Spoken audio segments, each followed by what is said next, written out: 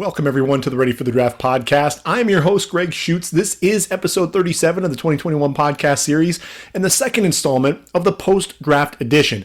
Last podcast, we actually took a look at every draft pick for the AFC and NFC North and the East. We're making our way to the West now. We're going to have to take a look at the AFC and NFC North and the West. We'll also take a look at some of those undrafted free agents. What are some of the names, the surprise names that were still on the board after Mr. Irrelevant Grant Stewart heard his name called, and who are the guys that we think might make an impact. Additionally, we'll take a look at how my By the Numbers segment did during the draft. And the By the Numbers, if you're not familiar with it, I essentially take a look at the last 5 years of historical data with the draft and try to predict the number of players at each position that will come off the board in each round. And then to take it a step further, see if I can also plug in the names for each of those rounds. We'll see how we did there. From a By the Numbers, can we predict exactly what's going to happen based on that historical data? So a lot of fun there, but we've got a lot to cover. So we got to go ahead and jump right into things. We got 4 divisions, but before we even get to the 4 divisions, there was one team that I left off last podcast, and I did that for a reason, because you can't end a podcast talking about the Super Bowl champs. You have to start off a podcast talking about the defending Super Bowl champs. So that's why we're going to be talking about the Tampa Bay Buccaneers here first and foremost. And I'll tell you what, the offseason really saw the Tom Brady effect happen. You look at the Bucs and you're expecting guys to not be on the roster. I mean, frankly, you've got Rob Gronkowski back.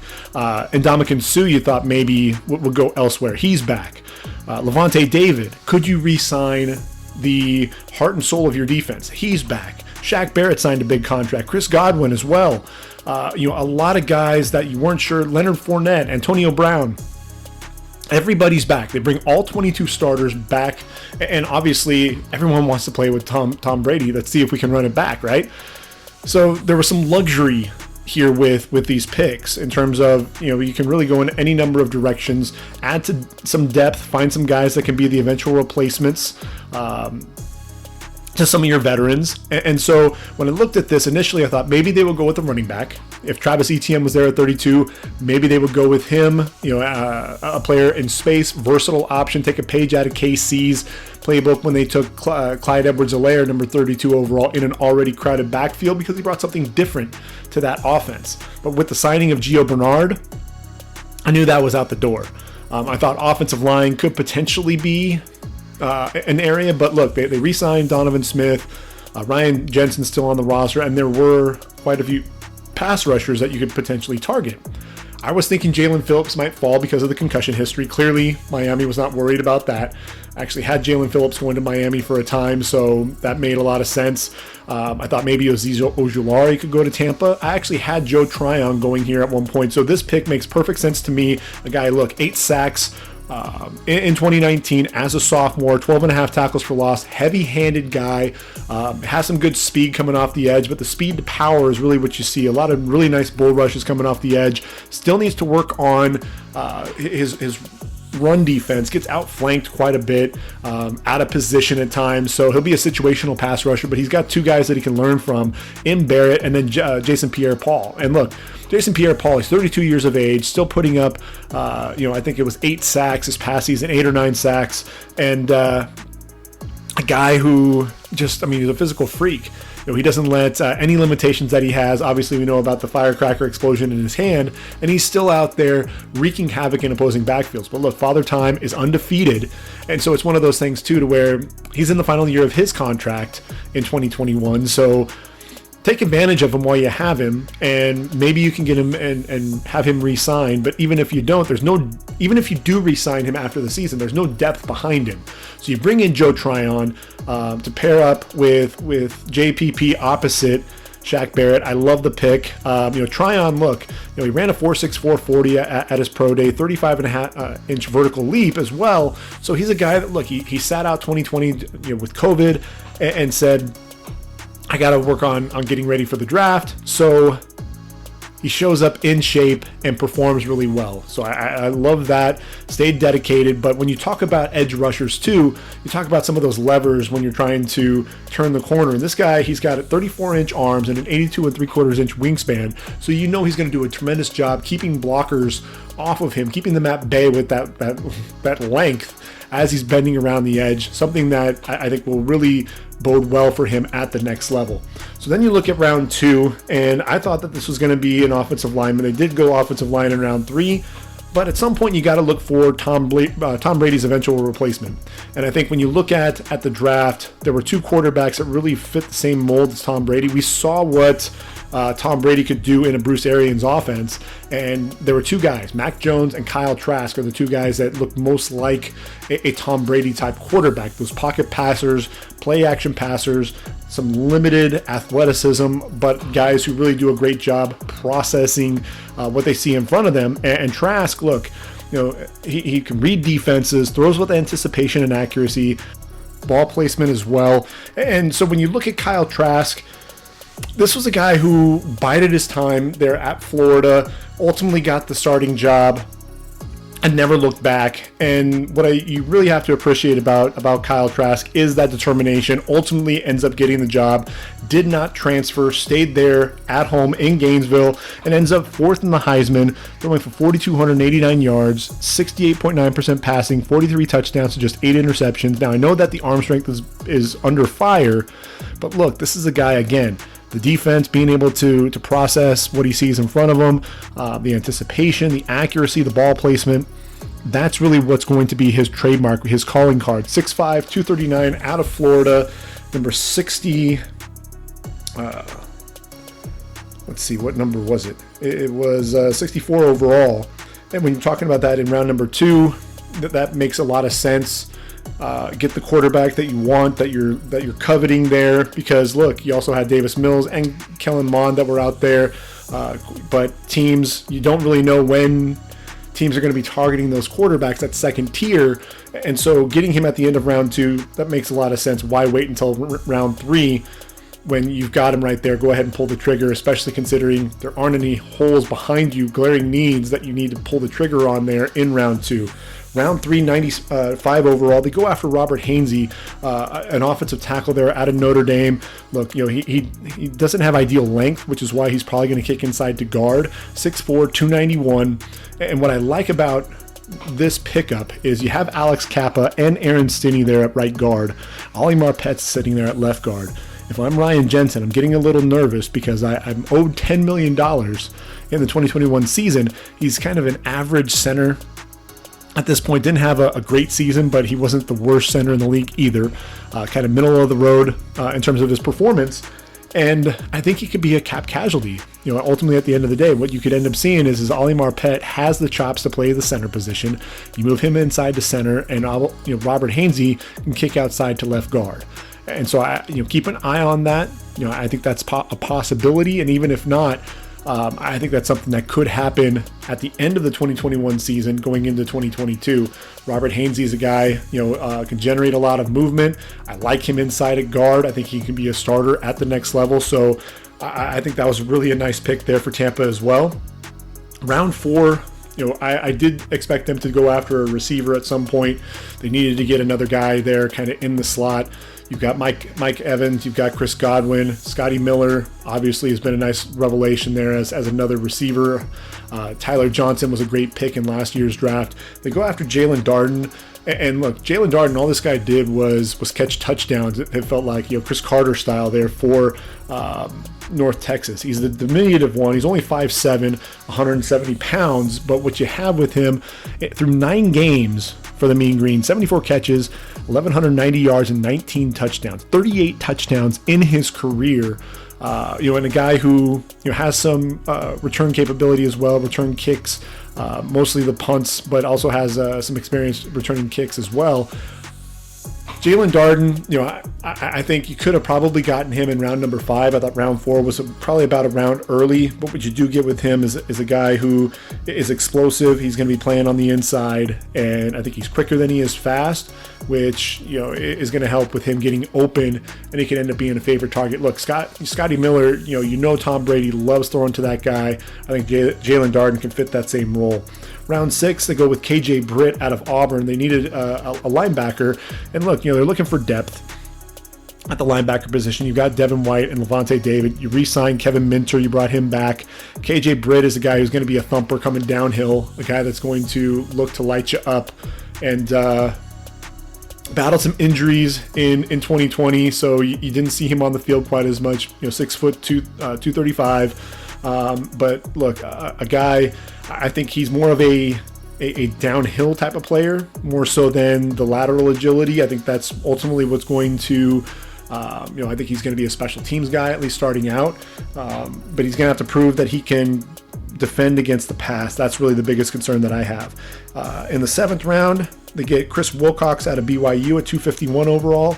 This is a guy, he runs in the 4.3s, so you see the athleticism that's there, but this is a guy that's battled injuries, just couldn't stay on the field for the Cougars. He's got a long haul to really get back. I wanted to see them go after a corner sooner, someone to challenge Jamel Dean, because you've got Carlton Davis on the outside and Sean Murphy-Bunting in the slot.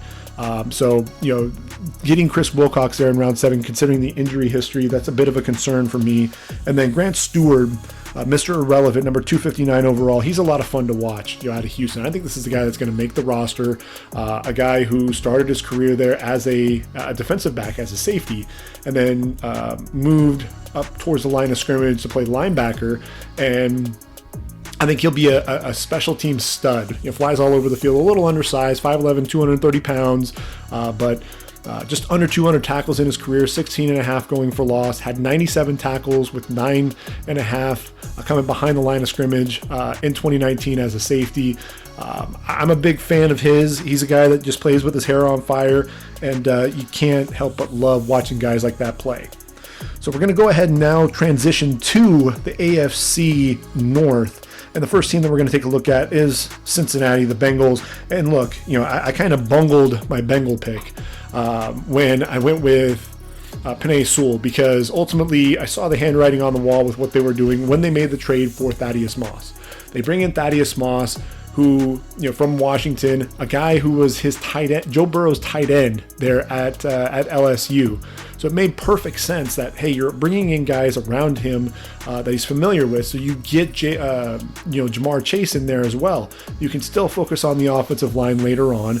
And so Jamar Chase at number 5, look, all Jamar Chase did was put up numbers that Devontae Smith did a year later. He was Jamar Chase, or was Devontae Smith before Devontae Smith was.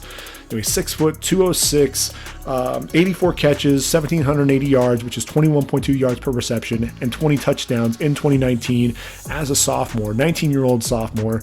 And look, he plays bigger than his size. He's going to be physical. He's going to bully you, and he's a load to bring down after the catch. And look, he was in a receiving core with Justin Jefferson and was putting up numbers like that. He'll instantly come in there, and the Bengals, look, what you're doing now is you're really building a nice group around Joe Burrow, because you've got Chase, you've got Boyd, T. Higgins, Auden Tate is out there as well. So you like the receiving core there. I would have liked to have seen them attack the tight end position here in the draft. They didn't do that. In round 2, this was kind of a questionable pick for me, because I think there were other guys out there that they could have gotten at the tackle position. I think this is really more for the guard spot. And really, when you look at it, you've got Jonah Williams at left tackle. You brought in Riley Reif, and the interior of that line, there's more question marks than anything else. And so Jackson Carman's a guy that I think is ultimately going to be playing inside at guard. That's really where he's going to be. He's got those shorter arms, 32, I think, and 3/4 inch arms. But he has an 82-inch wingspan, which just means the dude's wide as heck. But when I look at it, they still had Samuel Cosme, Dylan Radins, Jalen Mayfield, Brady Christensen, all there on the board that they could have gone with, and I would have been fine with any of those guys. Ultimately, I think what they're looking at is Riley Reif is going to be the guy there at right tackle. Jackson Carman's going to battle Michael Jordan to be the left guard opposite Quentin Spain. I think that's ultimately what they were targeting Jackson Carman for. He's 6'5", 317. He's incredibly physical at the point of attack, can be a road grader. So I don't hate the pick, but I really think you could have gotten him in round number 3. In round 3, they got a great pick, in my opinion, in Joseph Osai. Now, with Osai, this is a guy who started his career as a linebacker, put his hand in the dirt his final season there at Texas, and all the guy did was just wreak havoc. He had 15.5 tackles for loss and 5.5 sacks, but that really didn't showcase just how often he was in opposing backfields. This was a guy who played with a nonstop motor. The effort was unreal. A guy that can bend pretty well and has nice power to go along with his speed. You'd like to see him time up coming off the line a little bit better. A lot of times he kind of slowed up and wasn't always that guy coming off the edge. But look, very explosive, 41.5-inch vertical leap, 10-foot, 11-inch broad jump. The hand usage you really like because he'll stab with that inside hand and then club with the outside to soften that edge before flattening out and getting to the quarterback. I think this is a steal. I think when you look at Cincy's pass rush, 17 sacks isn't going to cut it. That's pathetic. And then you lose Carl Lawson. You bring in Trey Fredrickson, and he was a double-digit sack guy there for the Saints, 13.5 sacks, but he's playing opposite Cam Jordan. He needs to get a guy in there that's going to help him with that pass rush. He's got Sam Hubbard there. Joseph Osai makes a lot of sense. Then what they do in round 4, you got to continue to build on that pass rush. They go after Cam Sample in round 4, and what you have in Cam Sample is a bigger defensive lineman. He's also pretty athletic, but a guy who's just going to be, he's big, he's physical. I thought that his performance there at the Senior Bowl could have potentially propelled him into day 2. I had him as a late day 2 pick. Ends up going to them off the board at pick number 111 in round number 4. But Sample, 6'2", 274. Finished his career with the Green Wave, 20.5 tackles for loss, 10.5 sacks, 7 pass breakups. Really, finished strong there in his final year with Tulane. 5.5 sacks in 2020. Runs a 4.79 40, 37-inch vertical leap. So you see that explosiveness as well for a guy his size. So I like what they were doing there. They're second of 3 fourth-round picks. They wind up targeting a nose tackle. So you wonder what's going to happen with DJ Reader. But look, Tyler Shelvin is a mammoth of a man. He's 6'4", 336 pounds, a dude that, you're not going to be able to move off the spot. I'm sorry, he's probably about 350, 346 to be exact. But with Tyler Shelvin, this is a guy you worry about the conditioning.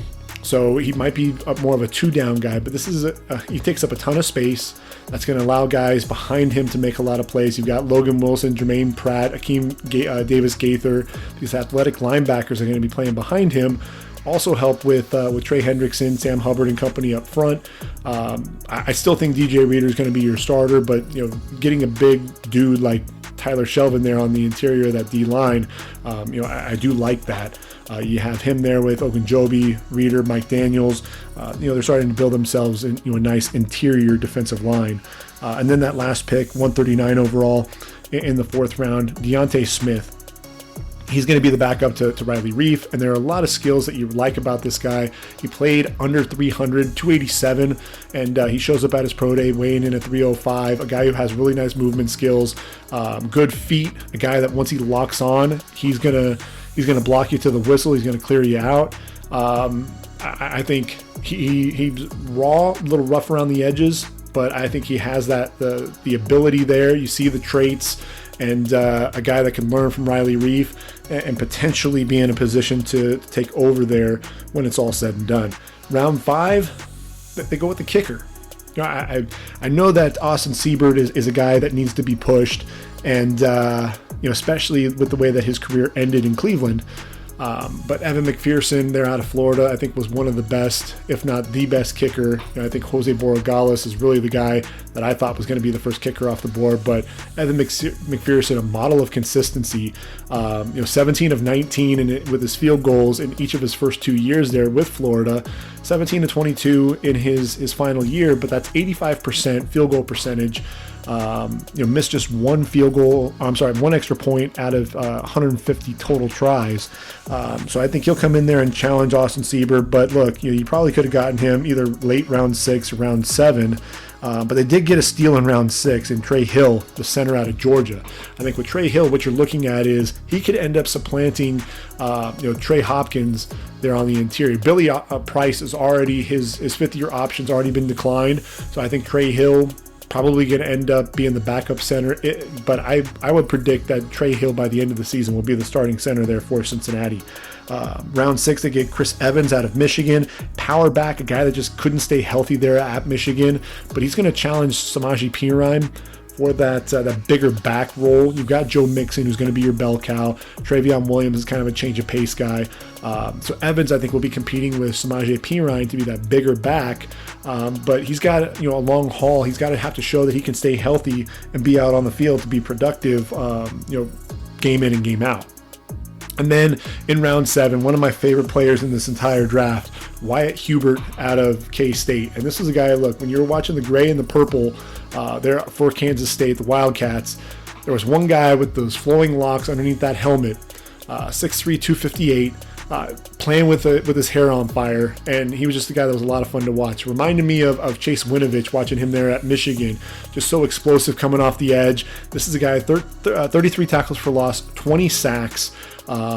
Just a guy who has a nonstop motor, always going to give you 110%, tremendous effort. And a guy, like, he can bend the edge a little bit, has some good power, uses his hands pretty well. I think he's a guy who could end up making the roster because, look, they were so terrible with their pass rush. I think you've got Sam Hubbard, you've got Hendrickson, you've got Osai and Sample.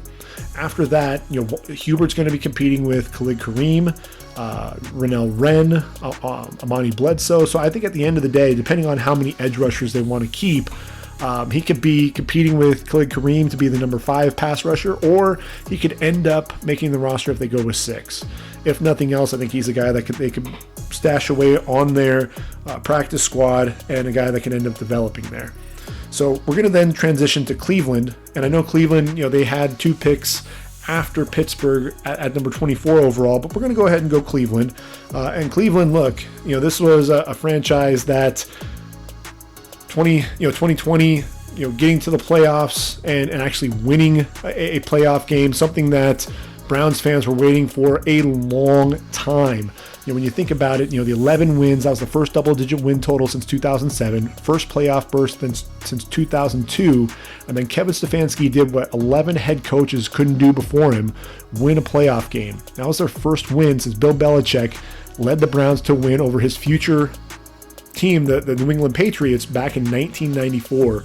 And Cleveland, there's a lot that they've been building on. I mean, you look at the team offensively, the power running game, the complementary passing game with Baker Mayfield, who's really kind of resurrected that career of his, which was on the downward slope, with Kevin Stefanski.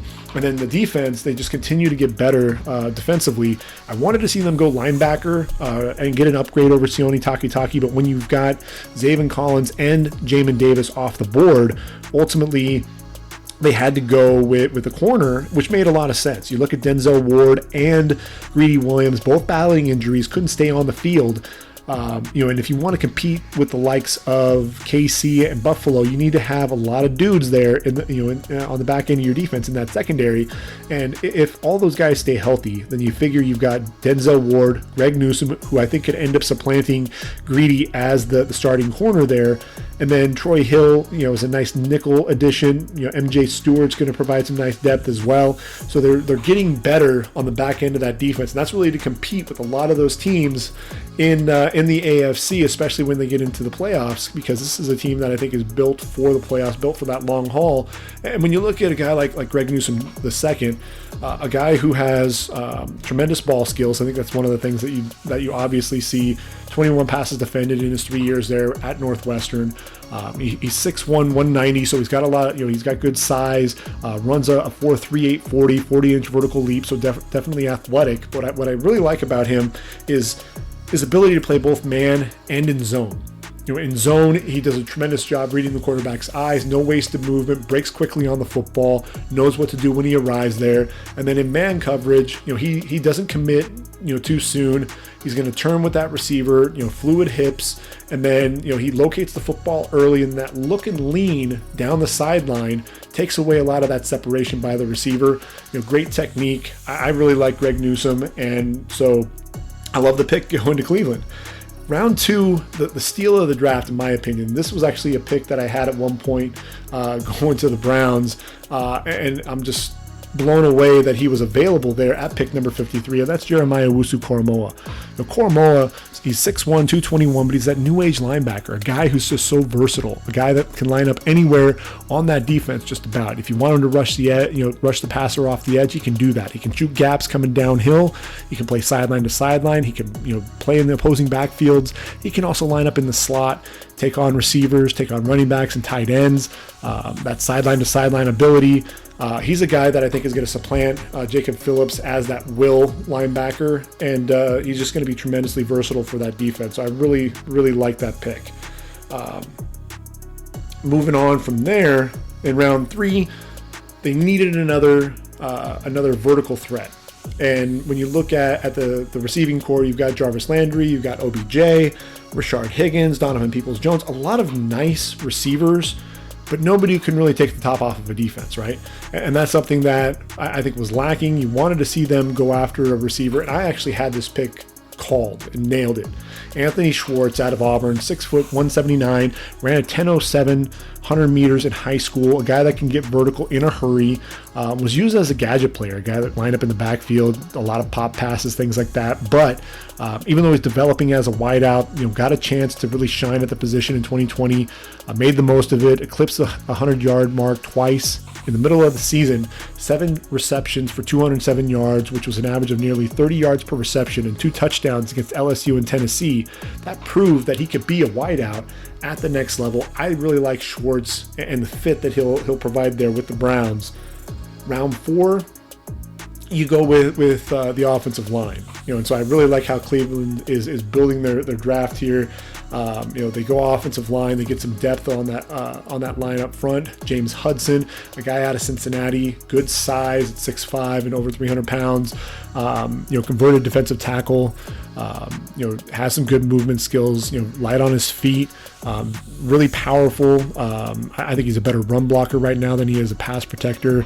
Needs to work on his technique a little bit, but a guy that could absolutely be that swing tackle for them. Could possibly even kick inside to guard if you really want him to start mauling some guys, and I think he has the ability to do that. Tommy Togiai makes a lot of sense too at the defensive tackle position. He's going to be a role player there. You've got Jordan Elliott and Andrew Billings. Togiai is not a guy that's going to be flashing in any one area. He's kind of a blue-collar type of guy, but a guy that's going to come in and just get the job done. He's solid in a lot of areas, and so you like to have those guys on your football team. Midday 3, they go defense again. Tony Fields out of West Virginia. This is a guy who started his career at Arizona, 3 years there, and then moves on as a grad transfer. And you look at this linebacking core, it's interesting because you've got Taki and you've got Malcolm Smith there at the Sam, Anthony Walker, Mac Wilson there at the Mike, Owusu-Koramoah and Jacob Phillips at the Will, and then Tony Fields kind of sitting there. He's kind of feels almost like the odd man out, but a guy who I think can end up being a nice special teams player. I think that's really where he's going to make his money with this team. If he wants to make the roster, he's going to have to be a special teams ace. And look, what I like about him is he's a volume tackler. This is a guy, 375 tackles in his career with Arizona and West Virginia, 21 tackles for loss, 9.5 sacks, had 3 interceptions and 6 pass breakups. So a guy that can fill up the stat sheet. He's an intelligent player. So not a bad pick. I just think linebacker position now is really kind of bolstered up, and there's really not a whole lot of room there on the roster at this point. Second pick there in round number 5, I thought it was a little early to take Richard LeCounte. I like LeCounte. I think he's an intelligent player there on the back end, really a center fielder, a guy that can also come up and run support. I think he's limited athletically. That's really what I worry about. But you look at the safety position, you've got John Johnson, who's versatile, can play both, the strong or free safety. Grant Delpit battling some injuries. So if Delpit can't go, then I think you move Ronnie Harrison to strong safety. John Johnson becomes the free, and then Richard LeCounte can end up being that third safety, although he's going to have to beat out Sheldrick Webwine to be that number 4 safety on the roster. That's really what you're going to have to watch there. But you do get an intelligent football player, and that's really what I think you're looking at when you look at these high character guys. JOK, Tommy Togiai, Tony Fields, Richard LeCounte, high character guys, veterans on the defensive side of the football. So I really like what they did there. And then round 6, a potential steal with Demetric Felton.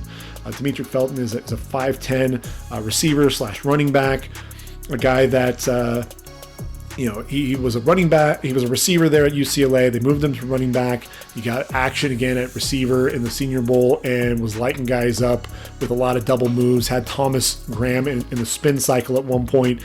You look at that running game, he could end up being the 3rd running back behind Nick Chubb and Kareem Hunt, really battle Dearness Johnson. But then when you're talking about slot receivers and things like that, he could end up, fitting right in there. Look, they didn't really have a guy that can do what Demetric Felton can do in terms of that suddenness coming off the line and some of that route running ability. You put him in there, he could be that 6th receiver, be that 3rd running back, offer a little bit in the return game as well. So nice pickup overall there. I think he's a guy that can absolutely make the roster. He and Anthony Schwartz really round out that receiver core. So that's Cleveland, which is then going to take us on to Pittsburgh. And Pittsburgh, look, the Steelers, this was kind of the worst kept secret was Pittsburgh wanting Najee Harris. And when you think of the Steelers, this is the Steel City. This is blue collar and that workmanlike approach. And when you think of the Steelers, you think of that power running game. You think of Franco Harris. You think of the bust, Jerome Bettis. You think of Le'Veon Bell, a workhorse there. And, Najee Harris absolutely fits the bill, right? This is a guy who can run through you. He can run by you, and Nick McLeod, Notre Dame, found out that he can also hurdle you. Who is a 6'1" guy, tremendous hands as well out of the backfield. So he's really a guy that can be a 3-down back and be that bell cow for you. Also understands pass protection really well, so he's going to be able to take care of Ben Roethlisberger. But at the end of the day, what the Steelers, what they're known for is end of the game, let's grind out a win. Blue collar style, we need a running back that we can hand the ball off to and be confident they can do that. And that's exactly what Najee Harris is going to be able to bring to that team. When you look at what he did there in 2020, elevated as a clear-cut top running back in this draft class, 1,466 yards on the ground, 26 touchdowns, 43 receptions, 425 yards, and 4 touchdowns. Good enough for 5th place in the Heisman voting, also won the Doak Walker Award. Why not, right? I mean, it makes a ton of sense. But then this is where things get weird. You look at Pittsburgh and that offensive line. Chikwuemo Okorafor at left tackle. Zach Banner coming off of an injury there on the right side.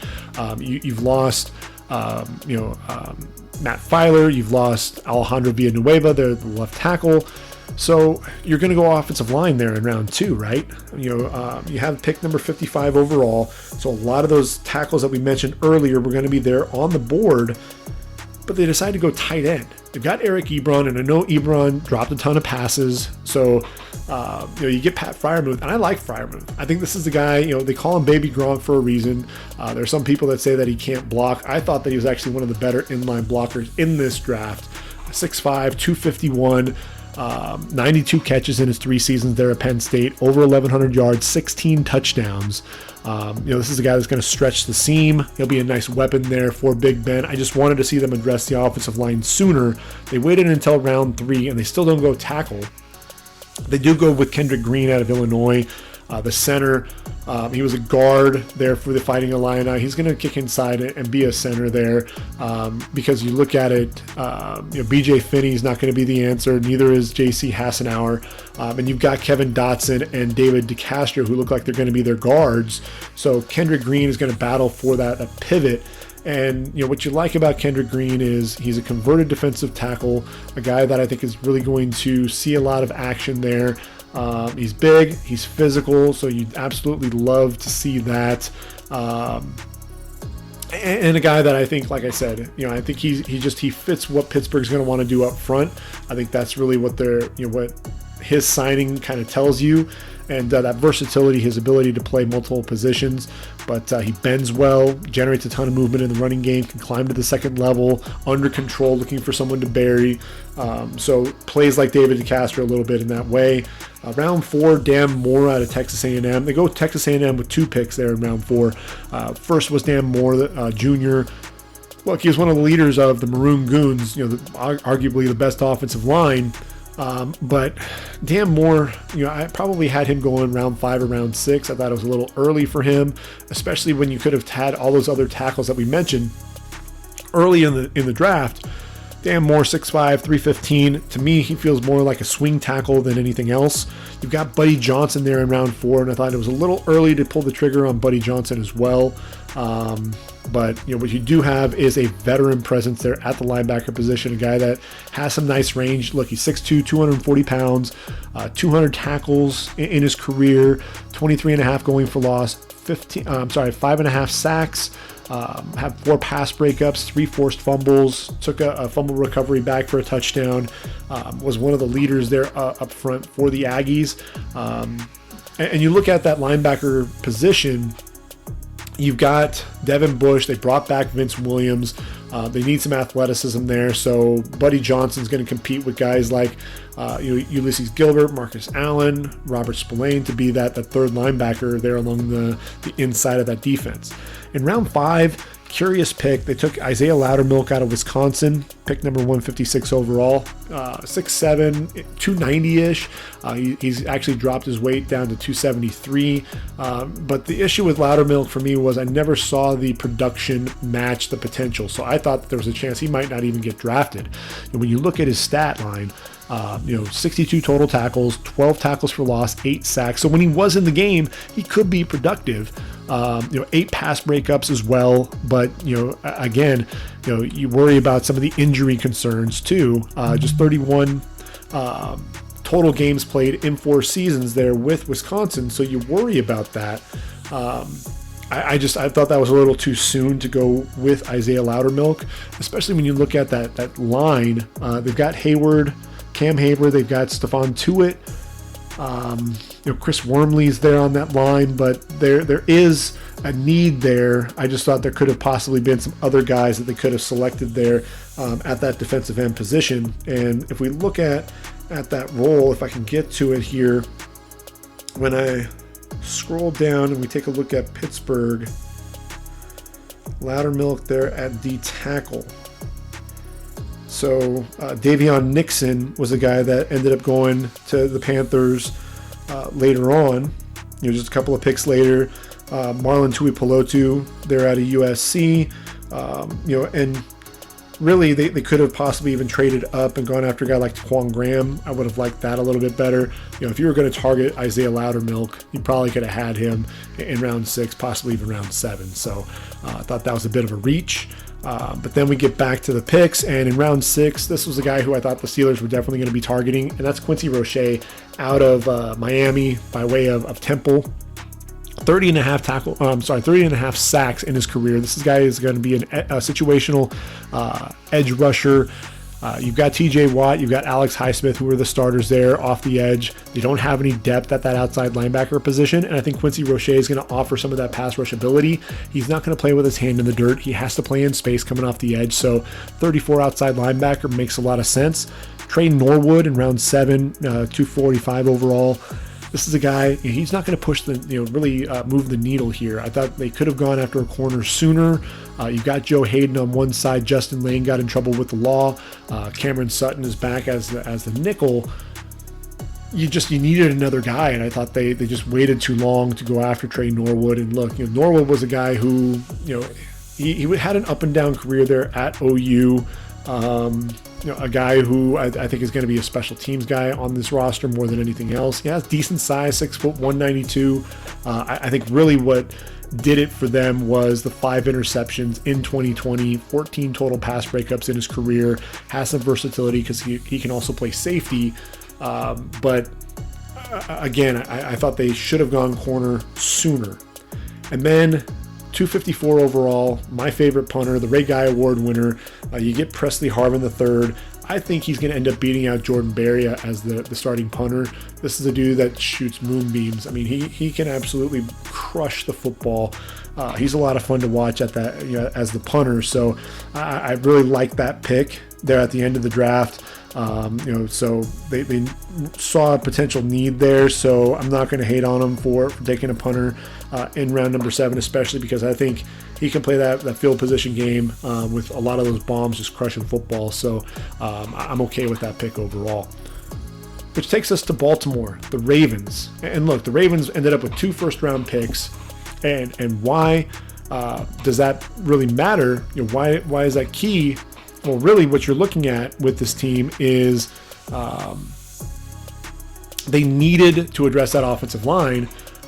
They traded away Orlando Brown, who ultimately said, I'm a left tackle after filling in for Ronnie Stanley. He goes to the Chiefs, so you get the Chiefs' 31st overall pick, and they already knew in their back pocket that they were going to be signing Alejandro Villanueva to take over that right tackle position. So, ESPN had already reported that, and that was going to happen. So we knew that they weren't going to address the offensive line, but you needed a receiver, you needed to address the pass rush, and that's exactly what they did.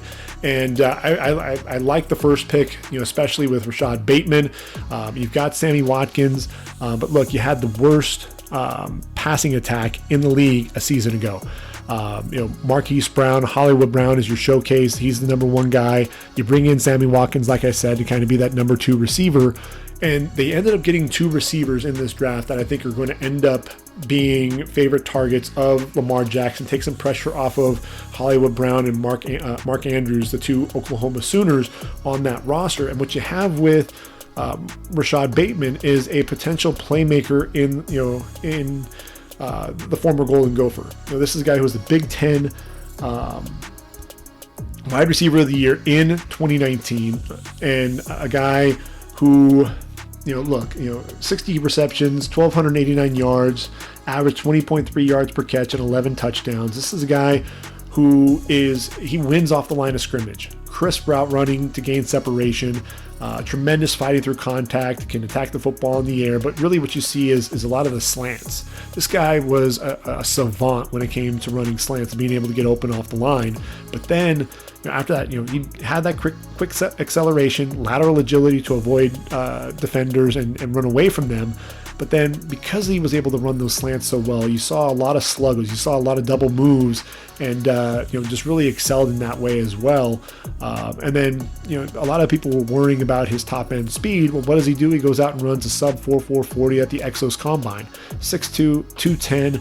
Love the pick, and I know that Lamar Jackson did as well. The second pick in round 1, they go with Odafe Owe. You might have known him as Jason Owe there at Penn State. And look, I can't knock what Owe did there at Penn State in terms of the athleticism and a lot of the excitement that he had, that really he generated because of what he was doing. 6'5", 252, and he goes out and runs a 4.36 40, 39-inch vertical leap, and 11.2 broad jump. So that's going to make you really take notice. In 2019, posts 5 sacks, but that's on a roster that included Yetur Gross-Matos and Micah Parsons. When he was the guy, and Penn State was relying on him, not a single sack through 7 games. Now he has tremendously long arms, 34.5-inch arms. That's going to allow him to really take advantage of that length. And this is a guy who I think can get into the backfield in a hurry as an edge rusher. He kind of reminds you of Danielle Hunter. And Bleacher Report talked about this quite a bit. And, Daniil Hunter had just 1.5 sacks in his junior season there at LSU, 5.5 total in his career, then becomes a force at Minnesota, posting 3 double-digit sack seasons in 5 years in the league. So Owe, could he be that guy, or is he bust, has bust written all over him? In good conscience, a guy that ended up with no sacks, I could not put him in my first round. I had him coming off the board in round 2. We'll see if Baltimore can ultimately coach him up and get the most out of him, because look, the pass rush really took a hit when you lose both Yannick Ngakoue and Matt Judon. Matt Judon led the team in sacks with 6. And that's the lowest total since 2015 when Elvis Dumerville led the team in sacks with 6. And they needed to get somebody with their pass rush. Pernell McPhee and Tyus Bowser, they're nice pieces there, but they needed another guy that could help with that pass rush. In round 3, they address that offensive line. They get Ben Cleveland. Ben Cleveland's a big dude. He's really athletic as well. A lot more athletic than I really was giving him credit for. A guy that just kind of lived on that offensive line there at Georgia. Played in 52 games, started over half of them. And a guy, for me, I'm a huge fan of. 6'4", 314, ran a 4.85 40 at his pro day, which is tremendous for his size. Really strong and powerful at the point of attack. And I look at that left guard position. I think that's ultimately where he's going to go. And look, Bradley Bozeman, he's going to move back to his natural position. That natural position is at center. That's what he played at Alabama. And so I think this is a pick where Cleveland, you're going to see him provide some power there, and you get him opposite Kevin Zeitler. You've got Alejandro Villanueva and Ronnie Stanley there at left tackle. You're really solidifying that offensive line up front. Thought it was a great pick. You've got some athleticism there in Brandon Stevens there, the corner from UCLA. He was a former running back, moves to SMU. 10 pass breakups this past season. A guy who I think is still developing, but when you look at that corner position, you got Marcus Peters, you've got Marlon Humphrey. This is a guy who can end up, Jimmy Smith is starting to get a little old in the tooth. So it's interesting to see, will he play safety? Will he play corner? It'll be interesting, but I think he provides some nice depth. Round 4 is where you get Tylan Wallace, one of my favorite players in this draft. A guy who I thought had the potential to end up coming off the board in round 2. You get him in round 4, so that's a tremendous value in my opinion. Ultimately, I think I had him coming off the board in round number 3. And what you have there is a guy, he's 6 foot 190. Breakout sophomore season, 86 catches, over 1,400 yards, 12 touchdowns, Biletnikoff Award finalist, and then plays 9 games, 903 yards as a junior, looking to have a big season there, and then an ACL injury cuts the season short. Battled injuries in 2020, still ended up with 922 yards, plays bigger than his size, enjoys the physicality on the outside, creates late separation, adjusting well to the ball, attacking it in the air. Ran a sub 4.4 40 at his pro day, which shows, hey, he's back and he's ready and means business. Fully healthy now.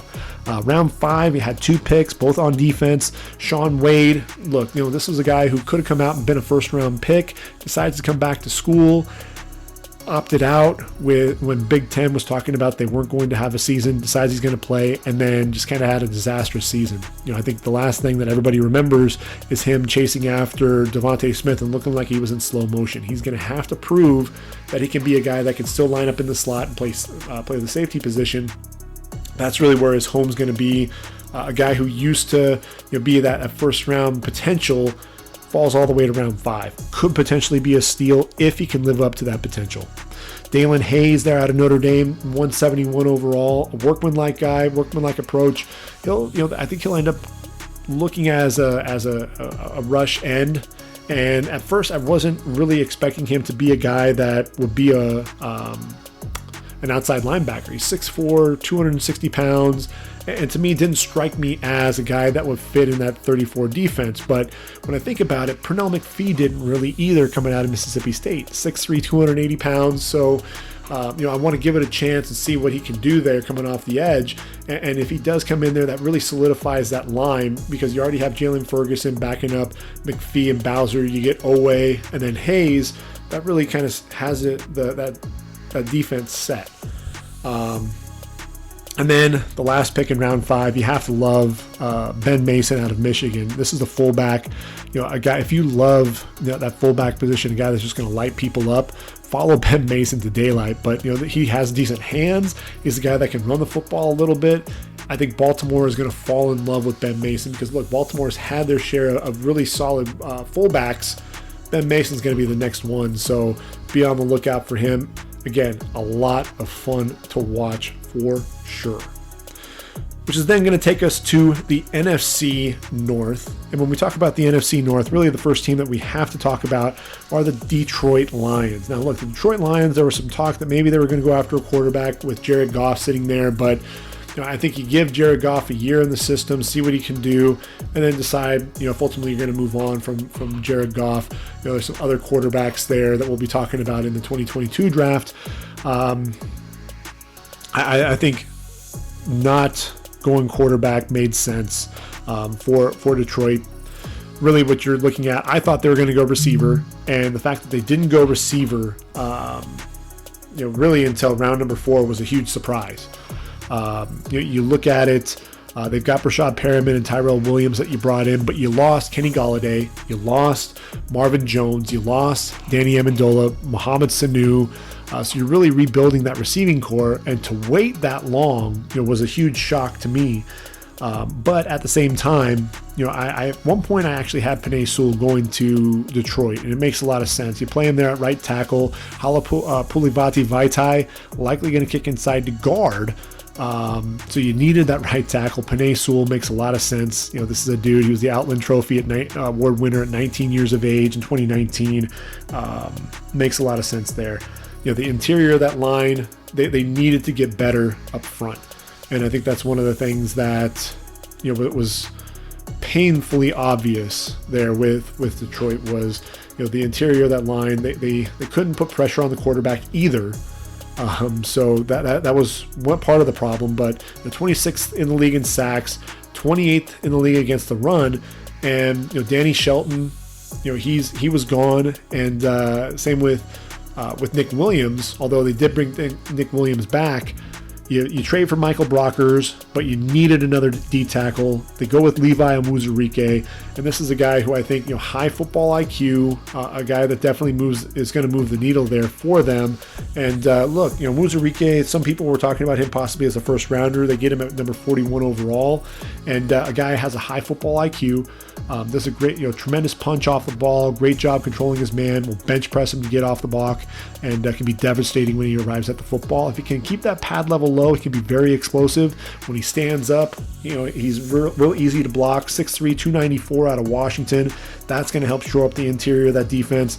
And then Aleem McNeil, they get him in round number 3. I actually had him penciled in going to the Lions at one point before I changed things up a little bit with my mock draft. But Aleem McNeil, 6'3", 320 pounds. And look, he's not only stout against the run, but he can also rush the passer. 10 sacks in just 3 seasons with the NC State Wolfpack. Most impressive play came against Virginia. Saw as many as 3 blockers in his face. Kept his eyes on the quarterback, though. Got in the throwing lane, tipped the ball to himself, returned the ball 18 yards for a score. Athletic as heck. You play him next to Michael Brockers. And so you've got 3 guys there on that defensive line that can really plug the interior of that line. Round 3, they go corner. And look, they have Jeff Okudah on one side, Amani Oruwariye on the opposite side. They needed a number 3 corner, and they get that with Ifeatu Melifonwu. His brother Obi was a second-round pick coming out of UConn. And Melifonwu, he's got a ton of length, but and he's 6'3", 213 pounds. But when you think about him, he is actually pretty fluid, and you don't see a ton of wasted movement with him. So I think that's really good value there in round 3, especially you're going to go up against the likes of Aaron Rodgers twice a year. You need to have some size there at that cornerback position. So I like the pick there. 2 picks in round 4 that I love, absolutely love. And Amon-Ra St. Brown, they waited until round 4 to get a receiver. I actually had Amon-Ra coming to them as a really the second receiver option for them, thinking that they were going to get one of the big 3 receivers, either Chase, Devontae Smith, or Jalen Waddle. in round one. But what you have in Amon-Ra St. Brown, a guy who was a 1,000-yard receiver as a sophomore in 2019, led the Pac-12 in receptions with 41 in 2020, a guy who was tremendously reliable for Keaton Slovis, a guy that just knew how to get open, tremendous route runner, very sudden as a receiver, very intelligent. This is a guy who speaks 5 languages, and what you loved was he'd find the void in the defense, a guy that would come back to his quarterback, always made sure that he was in a position to make a play on the football. Love the pick. Derek Barnes out of Purdue, inside linebacker. When you look at that linebacker position, you knew that they needed to do something. You've got Jamie Collins as your Sam. Jelani Tavai in the middle really hasn't done a whole lot to impress since being taken in the second round a couple of years ago. And with Derek Barnes, this is a guy who started as an outside linebacker and then as a junior moves to defensive end.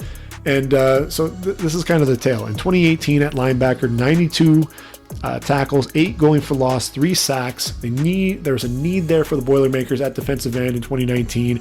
He puts his hand in the dirt, 63 tackles, so tremendously active as a defensive end, 11 tackles for loss, 7.5 sacks. And then they move him to inside backer, and through 6 games, 54 tackles, 5.5 tackles for loss, gets a pick, playing there on the interior. Very, a guy that just, he's versatile, obviously, very athletic, and I'm a huge fan.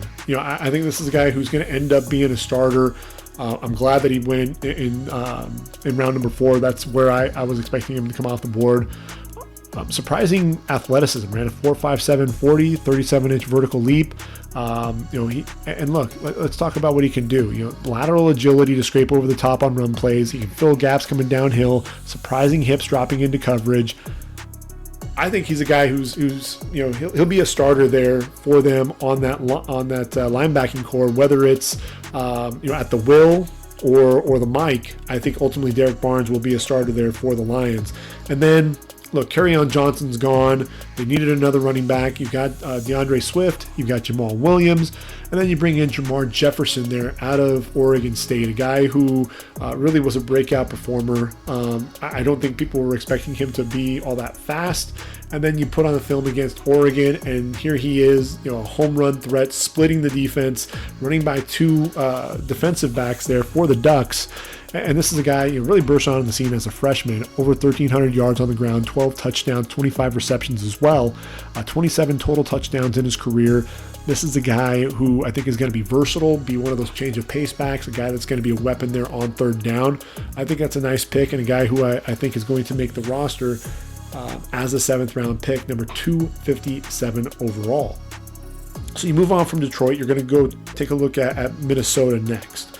In Minnesota, I was debating whether or not this is going to, I think everybody was, is it going to be a defensive end or is it going to be an offensive lineman? And ultimately they trade back, and I actually had them taking Elijah Vera Tucker at 14. I thought that was about where Vera Tucker was going to come off the board. The Jets trade up and get him. They trade back, and at one point I actually had Minnesota taking Christian Darrisaw, who could be the top pass protector in this draft, pure pass protector in the draft. They get him at 23. I think that's perfect value for him. And so I love what they did there. I love that pick. And when you're talking about Darrisaw, 6'5", 314 pounds,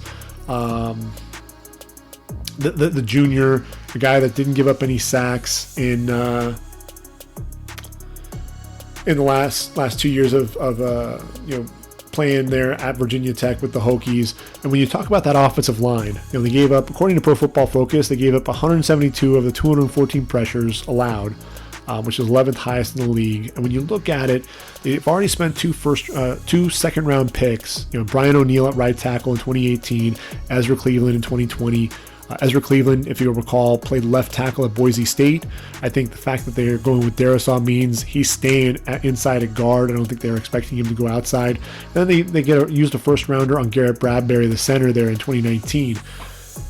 So, you lose Riley Reif, you needed a tackle, and obviously Darrisaw makes a lot of sense, and you got tremendous value for him by trading back. I thought that was nicely done there by Minnesota. In round number 3, because they didn't have a pick in round 2, they go after Kellen Mond. And look, this is a team that had 11 draft picks. And when you look at this draft, there were a few reaches, but they also hit as well. I thought Kellen Mond in round 3, you needed another quarterback, on the roster, and a guy that could potentially take over for Kirk Cousins. And Kellen Mond, what you have here with Kellen is a guy who is tremendously, he's tremendously experienced. He's also very athletic as well. He's a dual threat guy. And when we talk about him, he's a 4-year starter, 31-13 record. And look, he's a career record holder in total offense, passing yards, passing touchdowns, completions, and attempts for the Aggies. And, 1,609 career yards on the ground and 22 touchdowns. A guy who's a 59% career passer, but he improved in his completion percentage every year over year, 63.6%. Cut down on his mistakes with just 3 of his 27 career interceptions coming in his senior season. When you watch, like a Senior Bowl performance, as an example, summed up his career, 13-25 passing for 173 yards, so less than 50% passing. But he also threw for 2 touchdowns, including he fit, a brilliant pass, 15-yard touchdown between 2 defenders to Amari Rodgers. Also 2 conversions, 1 through the air and 1 on the ground. Ended up earning him MVP effort in a losing effort there. Ends up still winning MVP. So I think that says something there. And this is a guy who I thought really took a lot of strides, much like Dak Prescott did. Athletes who ultimately really turned into quarterbacks, late in their career. Really saw the field a lot better as a passer, making better decisions. He still has a lot of head scratching, decisions though. So that's the thing that you're going to have to work with him, is just cut down on all these mistakes, and be a consistent passer. And if you do that, he can end up being the surprise of this draft at that quarterback position. Staying in round 3, you get Chaz Surratt, a guy who I think is versatile enough to either play inside or outside, challenge Ryan Connolly for the will spot, could potentially, he's going to back up Eric Kendricks. If Kendricks has any injury issues or anything like that, then Chaz Surratt could step in there. So I think, Surratt is very versatile in that respect.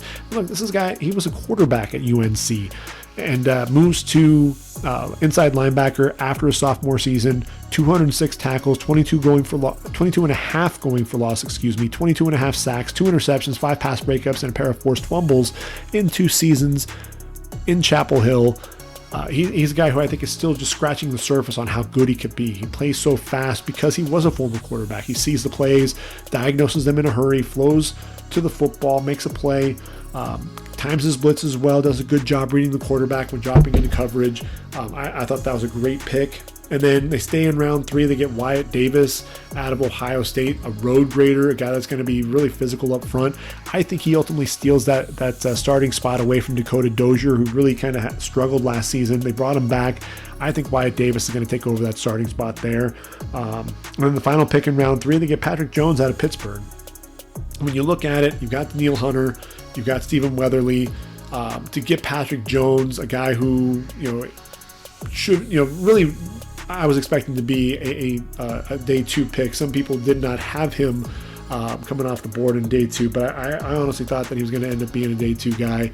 And what you have here with Patrick Jones, he's a guy that actually teamed up really well and worked well with Rashad Weaver there with Pittsburgh. And so he's going to team with a guy like Daniil Hunter. So you kind of like that a little bit. This is a guy who has a nice array of pass rush moves, can beat you with speed off the edge, offers a nice ripper arm over, can also beat the oversetting offensive tackle with an inside move to the quarterback. 17 and a half sacks given up. I'm sorry, not given up, but 17 sacks recorded. And then his performance during the Senior Bowl was really weird. During the practice, according to Pro Football Focus, his one-on-one win rate of 17% was the lowest among the edge rushers. When the lights were brightest, though, game time, man, this dude was a menace, racking up 2 sacks, 4 QB pressures. I think he's going to provide some nice depth, 6'5", 260, decent length. So Mike Zimmer loves those guys, those rangy defensive ends. Round 4, Kenny Nwangwu out of Iowa State, I thought was a bit of a reach, a speedy back. This guy wasn't even a starter there at Iowa State. He was backing up Breece Hall. He's a guy that could end up being challenge KJ Osborne in the kicking game. Maybe that's why he was brought in. But I think he's gonna struggle to beat out Alexander Madison or Amir Abdullah. I had him coming off the board in round 7. They get Cameron Bynum there in round 4 out of Cal. This is a guy who started 42 games for the Bears. So I think that was a nice pick. You got Janarius Robinson out of Florida State at pick number 134. That's the third of their 4th round picks. And he's a guy, he has, again, another guy who's a rangy defensive end. So you know exactly what Zimmer's looking for, what Mike Zimmer likes. He's 6'5", 263, tremendous arm length, and a guy he was inconsistent. 20 and a half tackles for loss, 8 sacks, and when you watched him play, there were some splash plays, but he just kind of left you wanting more. So you're hoping that they can get more out of him there in Minnesota. Round 5, Amir Smith-Marset. I had a late day 3 grade on him. He's explosive, a bit undersized, a guy that I think can get vertical. And look, if you tuned into that Holiday Bowl performance that Iowa had against USC, I think you really start to see what this guy can do. He scored against the Trojans with a reception, a rushing touchdown, and in the return game. So that versatility is going to offer up some of that capability there in Minnesota. Just 110 receptions for 1,615 yards and 14 touchdowns. I know Iowa likes to run the ball first, but you would have liked to have seen better production out of him as well. He's going to have to challenge Olabisi Johnson, Chad Beebe to be that number 3 receiver. Even KJ Osborne, I just don't know that he has the chops to be able to do it. I was actually expecting Minnesota to go after a receiver sooner and potentially target someone who could be a slot guy to complement Jefferson and Thielen. In round 5, the last pick is Zach Davidson there out of Central Missouri, the tight end. This is a guy who I think is really athletic. He's 6'5", 240 pounds, a guy that to me, I really enjoyed watching him play for the Mules there of Central Missouri. If you haven't gotten to see him play, Google him, find his highlights, see if you can get some of the cut-ups, because he really is a lot of fun to watch.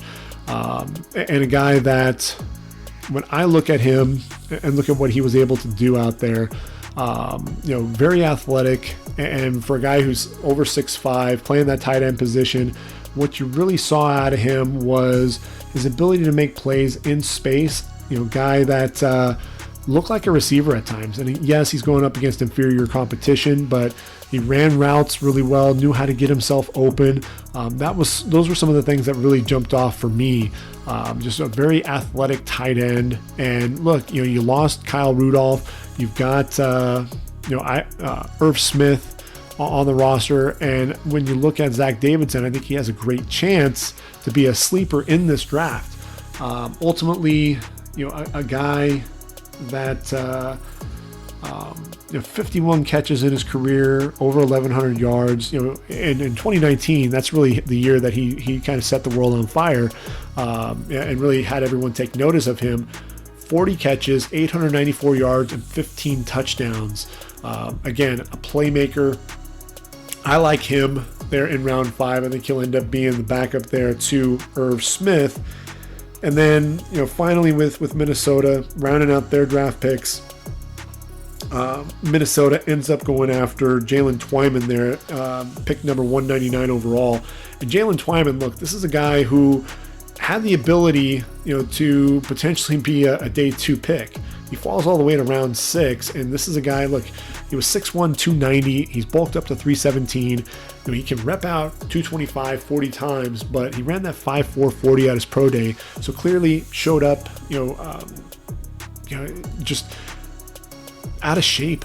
I think, because how do you run that 5'4" 40? This is a guy, when he was playing, he was winning with that burst off the football, splitting double teams, also showing power at the point of attack, could collapse the pocket from the interior. Look, 2019 he had 10.5 sacks. So you thought that he was going to be one of those top pass rushers along the interior. If you can get him into that playing shape, when you think about it, you've got Michael Pierce, Dalvin Tomlinson, and James Lynch on the interior of that line. You add Jalen Twyman to that mix, and you can potentially have something from a pass rush standpoint. If you can get that interior pass rush, he's just got to make sure that he can prove that he's in shape. That could potentially end up being a steal when it's all said and done. Chicago. I knew Chicago was going to have to trade up and get a quarterback. Ultimately, I didn't think that it was going to be Justin Fields. I thought ultimately they were going to end up getting Trey Lance, but they did trade up to get a quarterback, and this made so much sense in the world. Matt Nagy and Ryan Pace needed to get a quarterback. They needed to make a statement. Ultimately, this is going to be their last hurrah. They finally moved on from Mitchell Trubisky. You've got Andy Dalton and Nick Foles there on the roster. Those are perfect bridge quarterbacks, and this made a lot of sense in the world. I think Justin Fields, look, this is a guy who has a chip on his shoulder. He wasn't considered as the number one guy. Really, it sounded like San Francisco, he was the third quarterback mentioned there, and it's really kind of surprising when you think about it. There are all these other questions about this guy off the field and different things. 6'3", 227. After moving on from Georgia to Ohio State, all this guy did, from a completion percentage, look, at Ohio State, nearly 68.4% passer, over 5,300 yards, 63 touchdowns, and 9 interceptions. The biggest thing that you worried about was his play against ranked opponents. All 9 of those interceptions came against the ranked opponents. So you wonder about his ability to see the defense. It seemed like he was getting fooled at times, but he knew where to go. A lot of his throws were predetermined, to be the number one receiver, but you also saw a lot of plays where he would go through his progression to make those throws. But those predetermined throws, he was getting lucky getting by with his arm strength and his athleticism in the pocket. That's not going to he won't be able to do that at the next level. So he's going to have to watch out there. But a guy, look, he's tremendous off the field, really helped the Big Ten get that momentum to ultimately get onto the field. So, Bears get their guy. They're at the quarterback position. They get a steal there in round 2, in my opinion, at 39 overall. Tevin Jenkins, I thought was going to be a first rounder. This guy was tremendously physical. If you saw him in that Texas game, it was a zone read, outside zone. He ends up taking Joseph Osai, who we've already talked about, and drove him down the line and then 5 yards up the field, takes him to the sideline and dumps him. And I had said that Charles Leno was going to be a cap casualty, a guy that they were going to cut, and sure enough, they released him. And so Tevin Jenkins is going to take over at left tackle, and you're going to say, well, why is he going to be the left tackle when this is a guy who was a right tackle at Oklahoma State? He was actually going to play left tackle in 2020 and ultimately had to move back to right tackle due to an injury. Love the pick.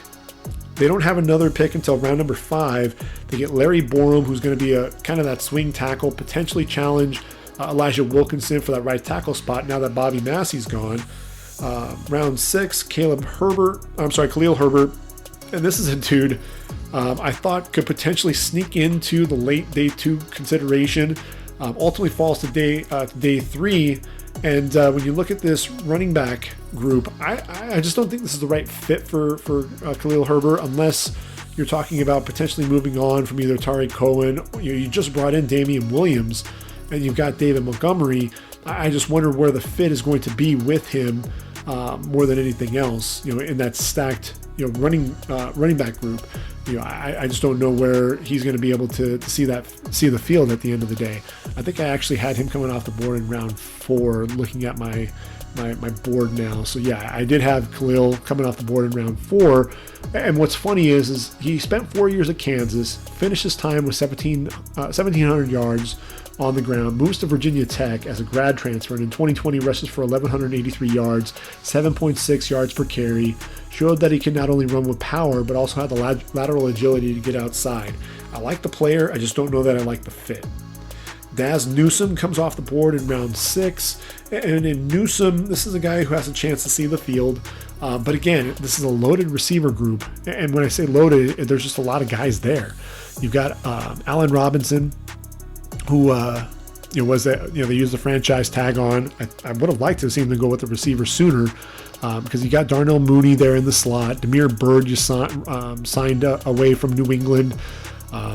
Anthony Miller, Riley Ridley, Javon Wims, Daz Newsome's a nice receiver. He's a nice prospect. A guy who, look, he and De'Ami Brown had a nice duo there for Sam Howell.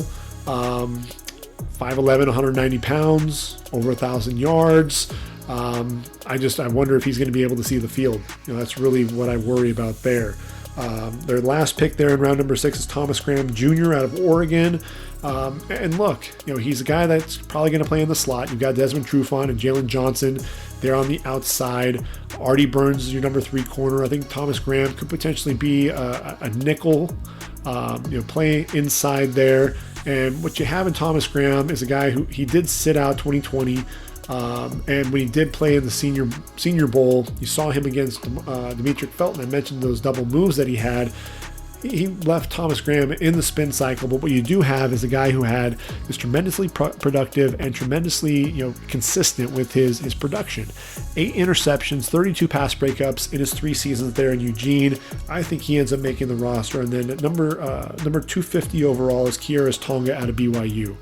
I really like this dude. When you look at him, they've got Bilal Nichols and Eddie Goldman there at nose tackle. This is a guy who I think is going to end up making the roster. Very underrated athletically, tremendous power, over 30 reps in the bench press at 225. A guy that was just a mainstay there for BYU up front. 16 tackles for loss, 8.5 sacks, 12 pass breakups. A guy who can be very disruptive up front. So I really do like that pick. Eventually, if they do decide to move on from Eddie Goldman, this is a guy who can end up pushing for some playing time. I really believe that. So that's Chicago, and really where Chicago's at. And then finally, that takes us to Green Bay. And Green Bay, look, they had to battle the whole Aaron Rodgers story, wanting to be out of Green Bay there, and just not happy with the situation. And so Green Bay really had to battle that. And so you're thinking, well, surely they're going to go with a receiver, right? And so I was trying to really predict this one. I think Green Bay is a little unpredictable. Nobody really saw Jordan Love coming. And so you had to kind of think outside the box with Green Bay. And you're like, okay, the last skill position player on offense prior to Love was Aaron Rodgers in 2005. So it's really not out of the realm of possibility to see them take their first wide receiver in round 1 since Javon Walker in 2002. Thinking that, that would make a ton of sense. Ultimately, they do get a guy in round 3 that I think is going to be a nice complimentary pick, but they reached for a corner in Eric Stokes, in my opinion. Ran that 4.29 40, which is nice. Had 4 interceptions, 2 of which, he returned back to the house. But when you have Green Bay, you've got Jair Alexander. You ended up re-signing Kevin King, and you brought him back. I really thought that they were going to go after a guy that could end up taking over the nickel. They needed an upgrade over Chandon Sullivan. Maybe that's where they're going to end up playing Eric Stokes, but maybe they're looking at Kevin King and ultimately moving on from him. Eric Stokes, though, 6'1", 190, really a breakout 2020 season. I just saw him as a day 2 guy. In round 2, I thought they took Josh Myers, the center out of Ohio State. Creed Humphrey was still there, and he's the best center in this draft, in my opinion. I think really they like the system. They like the Ohio State centers. They already had Corey Linsley. He moves on to the Chargers. They get Josh Myers, who's going to end up taking over as the starter there at center. Was a 3-year starter for the Buckeyes. I think he's a guy who's going to be a day 1 starter. I thought he was going to be a 3rd round pick. And when you have Creed Humphrey out there, it was kind of a strange pick there. Round 3, you get Amari Rodgers. And this is where I get excited, because with Amari Rodgers, this is a guy who he's built like a running back. If you haven't seen Amari Rodgers play, he's 5'10", 210. And he actually got to see some time at running back. When you look at this running back group, you've got Aaron Jones, and you've got A.J. Dillon, and Jamal Williams is no longer there. So you can potentially see Matt LaFleur get a little creative and put him into the backfield. 1,000-yard receiver in 2020. The Tigers could rely on his consistency, his reliable hands, his route running, suddenness in and out of his breaks. He did tear his ACL and ultimately battled back, got his speed back up to it. Now that he's regained that lateral agility to really shake you in the open field, I think he's going to be a sleeper. Aaron Rodgers hasn't had a threat in the slot since Randall Cobb. So I think he'll be a nice complimentary receiver for Dante Adams. And then you have Alan Lazard and Marquez Valdez-Scantling. there as well. You've got Robert Tonyan, who really proved himself as a tight end. Aaron Jones as a receiver out of the backfield. So I like the pick. I thought they were going to go a little bit sooner, and I would have liked to have seen them go after another receiver. They just didn't do that. Royce Newman is a guy. He could be a tackle, could be a guard, could be that swing tackle, could potentially even challenge Billy Turner there at the right tackle position. I think ultimately he's going to kick inside to guard, potentially challenge Lucas Patrick for that right guard spot. But a guy, he held down that right tackle position there for Ole Miss, saw a lot of guys there up front. And when you look at him, he's got decent size overall, although I think he lacks some length. The arm length isn't quite there. But he's 6'4" and 320 pounds. I think that's a nice pick there in round 4. Nice value for him. They get TD Slayton in round 5. This is kind of a curious pick because I thought they were going to go with a 5 technique. So this tells me that they might be looking to take Kenny Clark and move him to the 5 technique and have TD Slayton line up as the nose tackle, because that's really what he is. And he's a big dude. He's going to take up a lot of space. And when I say big dude, yeah, this dude is huge. When you watch TD Slayton play, you see the power, and that's really evident. Power in his hands. Look, 6'5", 340 pounds. He's aggressive, especially with his hands. Like I said, does a good job taking away running lanes for the running back. Short area burst to pursue the ball carrier from behind. Can collapse the pocket with his power. I'm a big fan of TD Slayton. He was a guy that was a lot of fun to watch there for Florida. So I like that pick. They get another corner in round 5. I'm like, okay, Green Bay. They finally get the guy, though, who I think might end up being the answer there at the nickel, and that's Shamar Jean-Charles out of Appalachian State, 5'11", 190 pounds, a guy whose 16 pass breakups led the FBS this past season. Round 6, I thought there was a reach there for Cole Van Lanen. Doesn't have ideal length at the tackle position. He's probably going to kick inside to guard. So that's probably where you're going to see him play, which leads me to believe that Royce Newman's they're targeting him to be that swing tackle. Isaiah McDuffie, look, they also need playmakers at that inside linebacker position. You've got Chris Barnes, Kamal Martin, Ty Summers, Oren Burks. Isaiah McDuffie's a volume tackler, a guy that can play sideline to sideline, good instincts, over 100 tackles this past season. But does he really move the needle there at inside linebacker for Green Bay? I thought they could have gone after some of the inside backers earlier in the draft. Target Nick Bolton. I'm surprised they didn't. And then in round 7, they get Kylan Hill out of Mississippi State, and this is a pick that I really like. I'm a big fan of Kylan Hill. This is a guy who was the bell cow there at Mississippi State. Was one of the leaders in the SEC on the ground, over 1,000 yards in 2019. Mike Leach comes in, he changes his game up. Only played in 3 games in 2020 due to injury, but 23 receptions during that time. Also a good pass protector. He's the guy that's going to stick on this roster, end up being that number 3 running back in this group. But when you look at him, with what Aaron Jones and A.J. Dillon brings to the table, Kylan Hill may end up on another roster, but he's going to play in the league. I firmly believe that. I think he has some skill there at the running back position. So we got to pick up the pace a little bit because we still have 2 divisions to get through. So the first one that we're going to go ahead and take a look at, obviously, is going to be the AFC West. And the first team that we have to talk about, if we're talking about the AFC West, has to be Denver. Vic Fangio fooled everyone. We thought that he was going to go inside linebacker. We thought he was going to go Micah Parsons. Instead, he goes with the cornerback position. He goes Patrick Surtain. You can't really argue with Patrick Surtain too much here.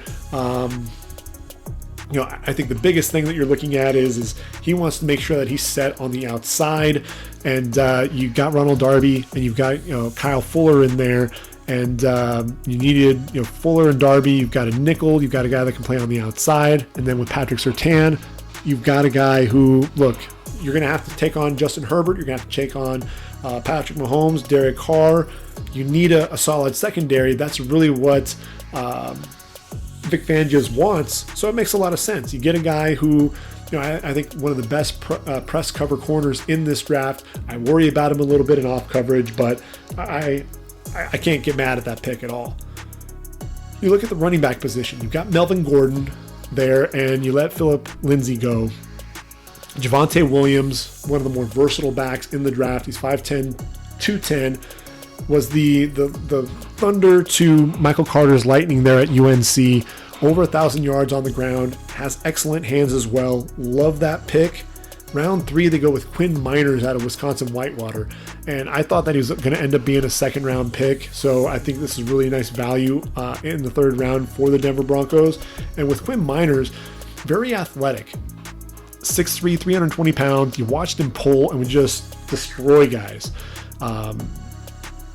Very quick out of his stance, turns the corner in a hurry, and just does a great job finding defenders on the move. And when he arrives, he makes them pay, often in spectacular fashion. Ran a 4.8 640 at his combine, 1.71 10-yard split, 32-inch vertical leap. Yeah, I'll take that. I'll buy that for $1. When you look at it, you look at Lloyd Cushenberry there at center. He's not going to take over the center position, but I'm looking at Austin Schlottman there at left guard. If I'm him, I worry about my starting spot. I think Quinn Miners is coming for his job. In round 3, they get Baron Browning out of Ohio State. I love this pick as well. A guy who's tremendously versatile there for Ohio State. He and Pete Werner were lining up. They didn't have to really take the linebackers off the field because they could end up lining in the slot and taking on receivers there. They lined up over running backs, tight ends. He has sideline-to-sideline ability, can play against the run, can rush the passer. I love that pick with Baron Browning because you look at Alexander Johnson and Josie Jewell, they didn't address the inside linebacker position. I think, with Justin Sternad battling injury, if he can stay healthy, I think the future of that inside linebacker position is going to be Sternad and Baron Browning. And then that takes us to the safety position, and we had 2 safeties taken off the board there in round number 5. Caden Stearns and Jamar Johnson. And when you look at the safety position, Justin Simmons, they use their franchise tag on him.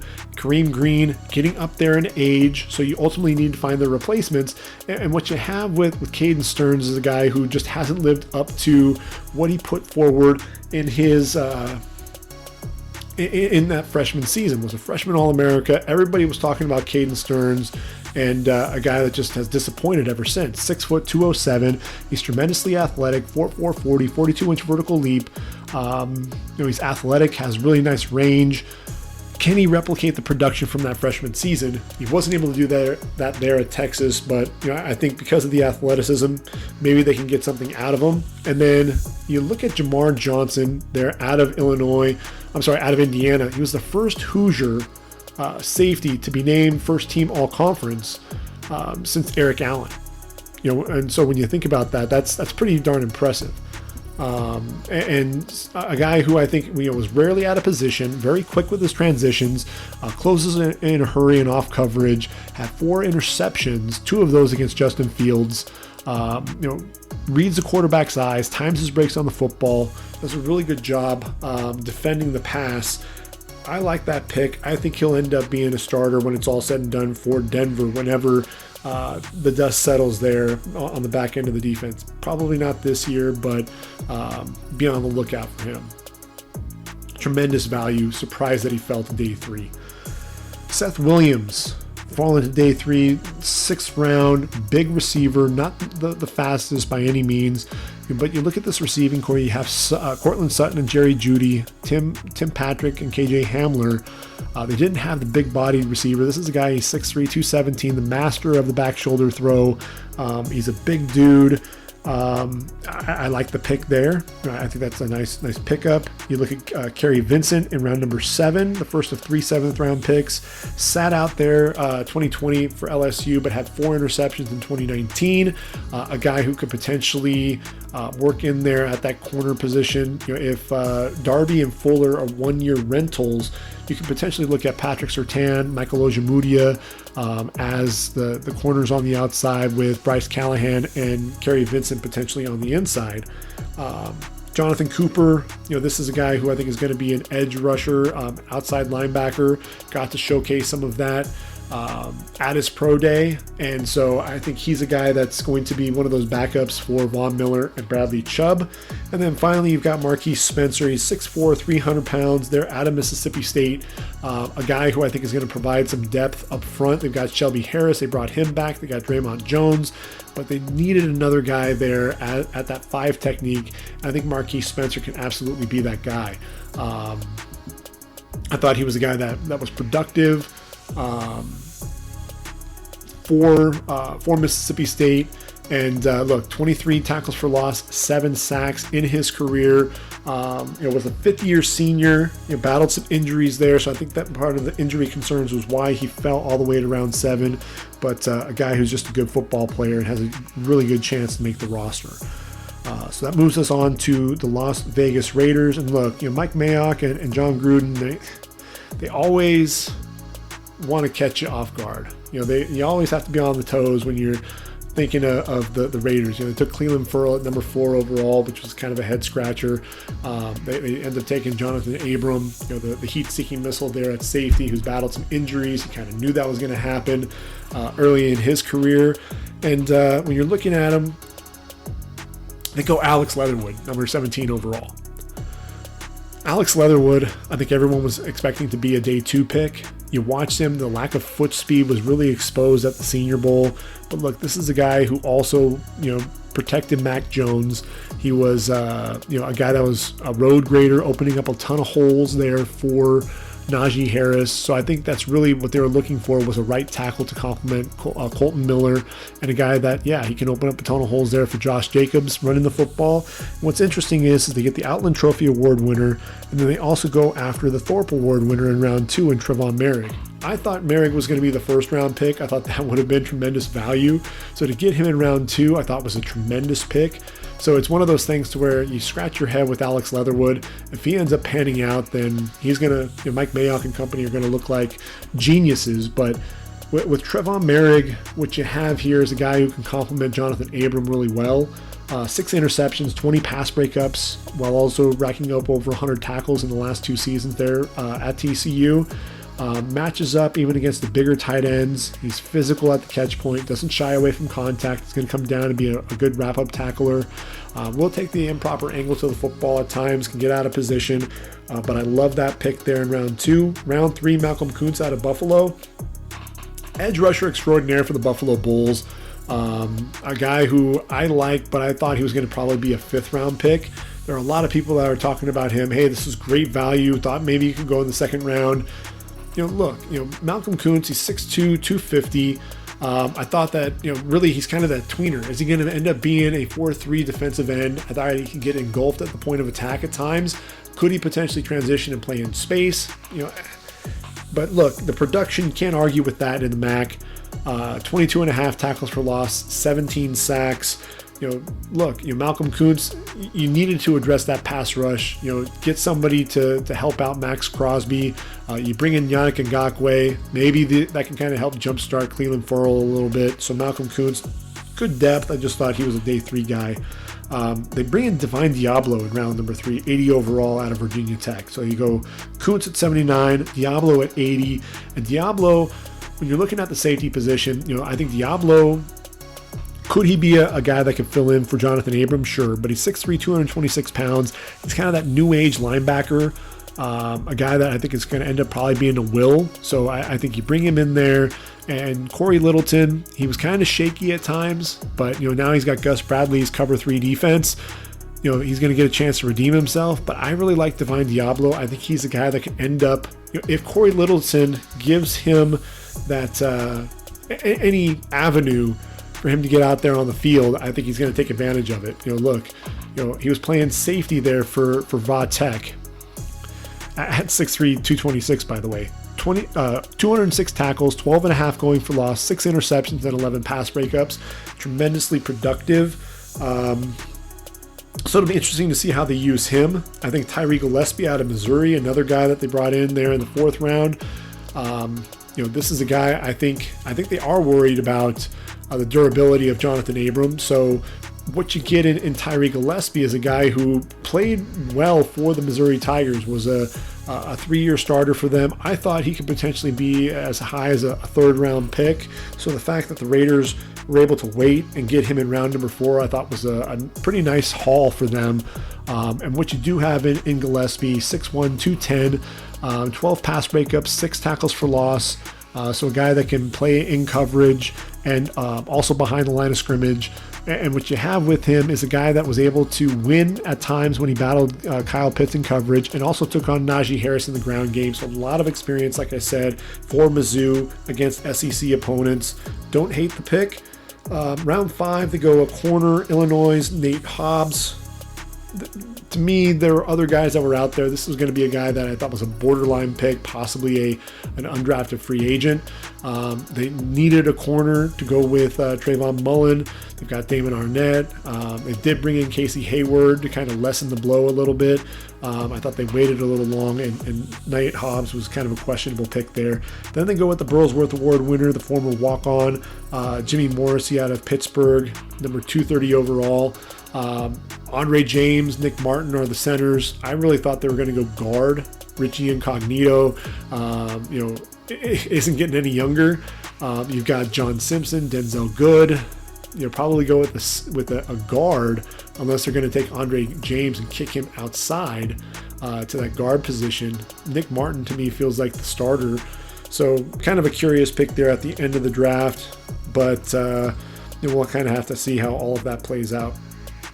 So that is our Raiders selections. So we're going to go ahead and move on from that.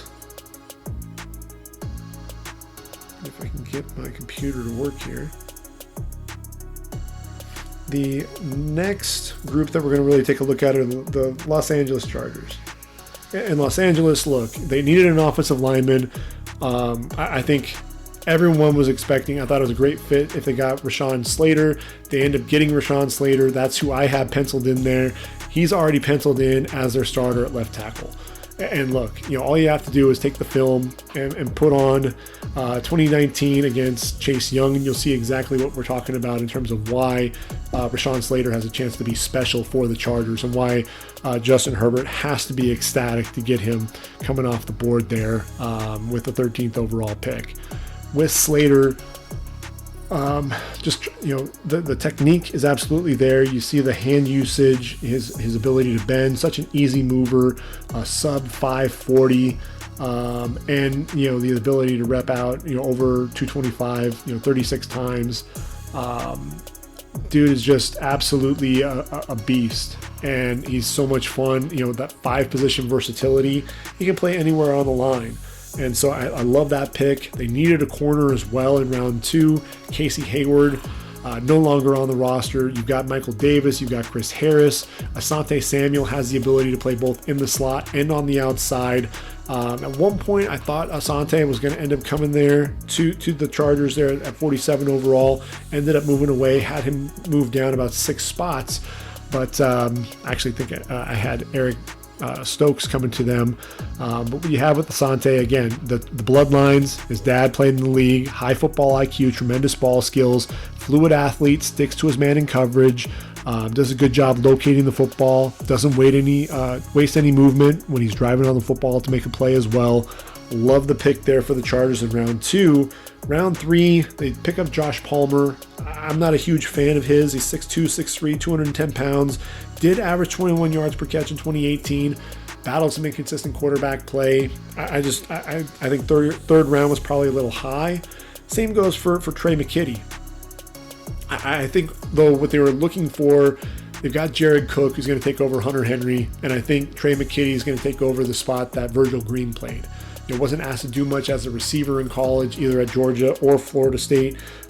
So I think that's ultimately the role that they're looking to have him fill. Great pick in round 4 in Chris Rumph. Obviously you need to get another pass rusher to help out Joey Bosa with Melvin Ingram not on the roster. And Chris Rumph, all he did was improve his sack total year after year. So I thought that was really a nice pick. A guy who's also bulked up. He was only 226 pounds when he played. He's bulked up to 244. 17 and a half sacks, including 8 this past season there for the Blue Devils. You get Brendan James in round 5, another tackle there out of Nebraska. He's going to provide some depth, be a nice swing tackle, could also potentially play inside at guard. Round 6, Nick Neiman. Look, when you run a sub 4.5 40, you're going to tend to get noticed. I think he'll be a special teams ace for them, at least early on. Larry Roundtree. Look, the Chargers have done a tremendous job getting running backs lately in the draft. You got Justin Jackson, who they got in the 7th round, Joshua Kelly in the 4th, and Larry Roundtree. Look, for Mizzou, Larry Roundtree was the best running back in the SEC that nobody talked about. 5'11", 211, 3,700 yards on the ground, 40 touchdowns, 47 receptions. Versatile, productive. Yeah, he may not make the roster because of the other running backs there at the position.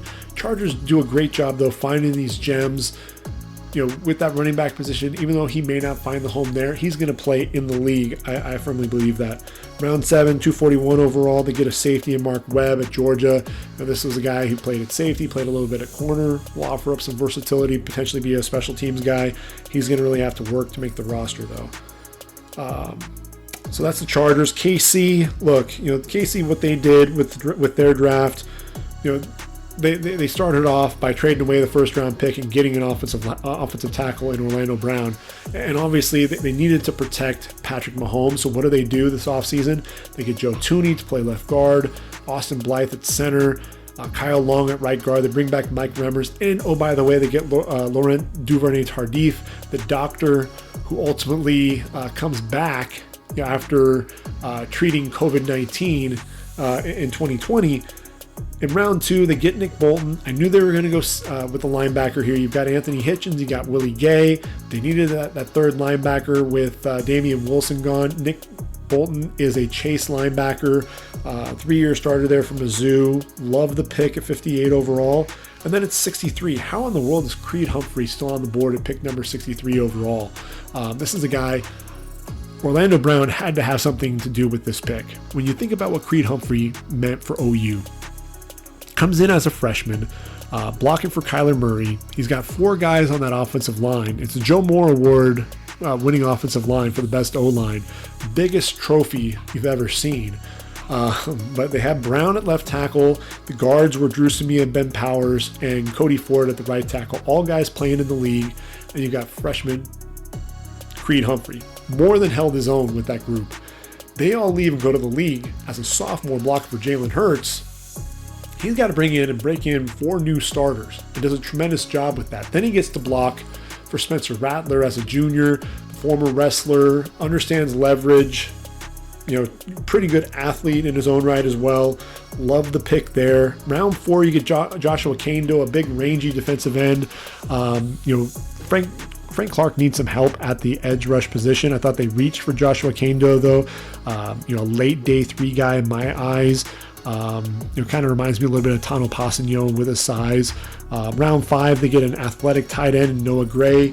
A guy who stretched defenses a little bit there for the Duke Blue Devils. Not much of a guy in terms of blocking, but he's going to be a really nice receiver. He's a little undersized, 6'3", 240, over 100 catches in his career, 948 yards and 8 touchdowns. Cornell Powell out of Clemson. This is a guy who bided his time behind a lot of receivers, really took advantage of that, a guy that can definitely get vertical, a guy that can play in the slot or on the outside, a guy who can ultimately fill that number 4 receiver spot. You got Tyreek Hill, Mecole Hardman, Demarcus Robinson, Byron Pringle, and Cornell Powell battle for that number 4 receiver spot after that. And then they get tremendous value getting Trey Smith there in round number 6. You've really bolstered that line. Trey Smith, I think everybody thought he was going to be a second day pick, but with all the concerns with the medicals that are well documented with the blood clots and everything else, that's why he falls to round 6. He's a guy who has experience at tackle, but he's going to be an inside guy. Kyle Long is coming back after retirement, so he's a nice insurance policy to have in the event anything, the Kyle Long experience doesn't work out. I mentioned Austin Blythe there at center. Creed Humphrey's going to end up taking over that job and be the week 1 starter when it's all said and done. Now we're finally going to get to the NFC West. Got a little bit of time left before we wrap things up, so we'll go ahead and move on to San Francisco, the 49ers. And this was the team that had everybody's fooled with that smoke screen, talking about Mac Jones. I fell for it myself. And I think really the biggest thing was trying to match wits with Kyle Shanahan. And I needed to look at my draft, the very first draft that I put together. 12 overall, I had the 49ers taking Trey Lance. And what I said was Kyle Shanahan, yes, he's had these other guys in the experience with Matt Ryan and Kirk Cousins, Jimmy Garoppolo, those style of quarterbacks, but he's a smart guy, really known for being that offensive genius and a guy that is going to move with the times, and that's really what he's going to target. And I think Trey Lance, you worry about him at that quarterback position because there are a lot of guys that haven't played in very many games, less than 20 games. And Ryan Tannehill, Cam Newton, Kyler Murray, the good. The bad, when it gets bad, it's really bad. Mark Sanchez, Dwayne Haskins, Mitchell Trubisky. Just think about that. Those are some guys that you really worry about. But with Trey Lance, he's got the big arm, very athletic, over 1,100 yards on the ground as a redshirt freshman, 28 touchdowns, 0 interceptions, the big arm, the athleticism. You hope that he can see the field a little bit. Can he go through progressions on a consistent basis? You saw him do it, but not on a consistent basis quite as much. So you want to see him do a little bit more of that. But they get their quarterback. It'll only be a matter of time before he ends up taking the job from Jimmy Garoppolo. In round 2, they reached for Aaron Banks. I like Aaron Banks there out of Notre Dame, but I thought they reached a little bit. I had him coming off the board in round 3 to the 49ers. I think he'll end up being the starter opposite Laken Tomlinson. 6'5", 330, big physical dude. I thought they reached again with both of their round 3 picks. I had Trey Sermon coming off the board in round 4. Really more of a straight line runner. Doesn't have a ton of wiggle, but look, he was a different back at Ohio State. 331 yards on the ground. I thought that the 49ers were going to go after a bigger back. They've got Jeffrey Wilson, Raheem Mostert, Wayne Gallman on the roster. Bigger back. I actually thought they were going to go Ramondre Stevenson. They ended up going with Trey Sermon, so I liked the pick. Just thought that it was a little early. Ambry Thomas was really one that kind of came out of left field. I thought that they could have targeted a corner in round 2. You got Jason Verrett, Dante Johnson, Emmanuel Mosley, K'Wan Williams. Doesn't really move the needle. And Ambry Thomas, a guy who I thought wasn't, he's a decent corner, but just like any of the corners coming out of Don Brown's offense, whether it was David Long or Levert Hill, very handsy corners, and Ambry Thomas is no different. Sat out 2020, so I thought he was a guy that could have come off the board round 5-ish. Jalen Moore out of Western Michigan, a tackle who could play guard.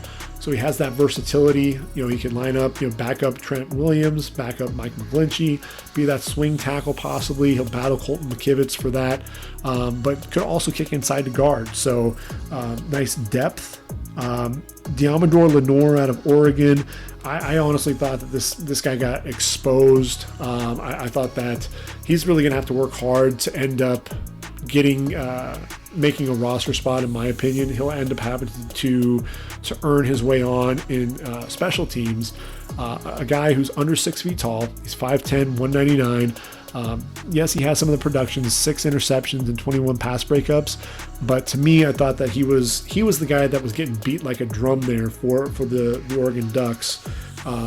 In round 5, at number 180 overall, Talanoa Hufanga out of USC. This guy, a heat-seeking missile, a nose for the football, takes great angles going to the football, but he was a guy that always played out of control. His junior season, he put it all together. The team captain, had 4 interceptions, really did a much better job reading the quarterback on the back end of the defense because he could already blitz and rush the quarterback, can make plays sideline to sideline. Hufanga just always seemed to be, around the football. Number 15, he had the hair that looked like Troy Polamalu. He flowed all over the place. And when you look at him, look, in 3 seasons for the Trojans, 203 tackles, 16.5 tackles for loss, 6.5 sacks, 4 interceptions, 8 pass breakups, 4 forced fumbles, playmaker. But look, he was, when he played reckless and out of control, he missed games. Only played in 8 games as a freshman and 10 games as a sophomore because of the injuries.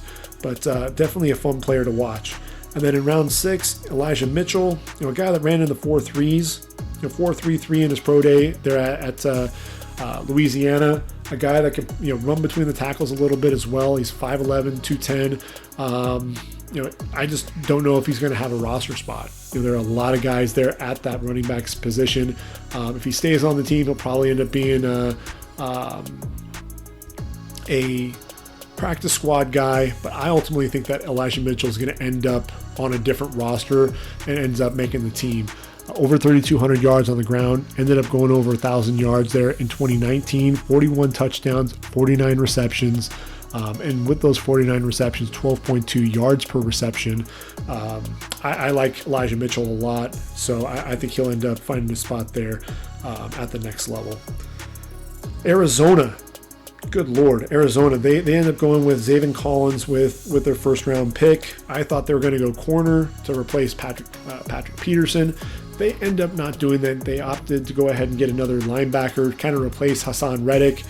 And look, if you listen to my podcast, you know how I feel about Zaven Collins. He's my favorite linebacker. Intelligent guy, was a valedictorian at Hominy High there in Hominy, Oklahoma.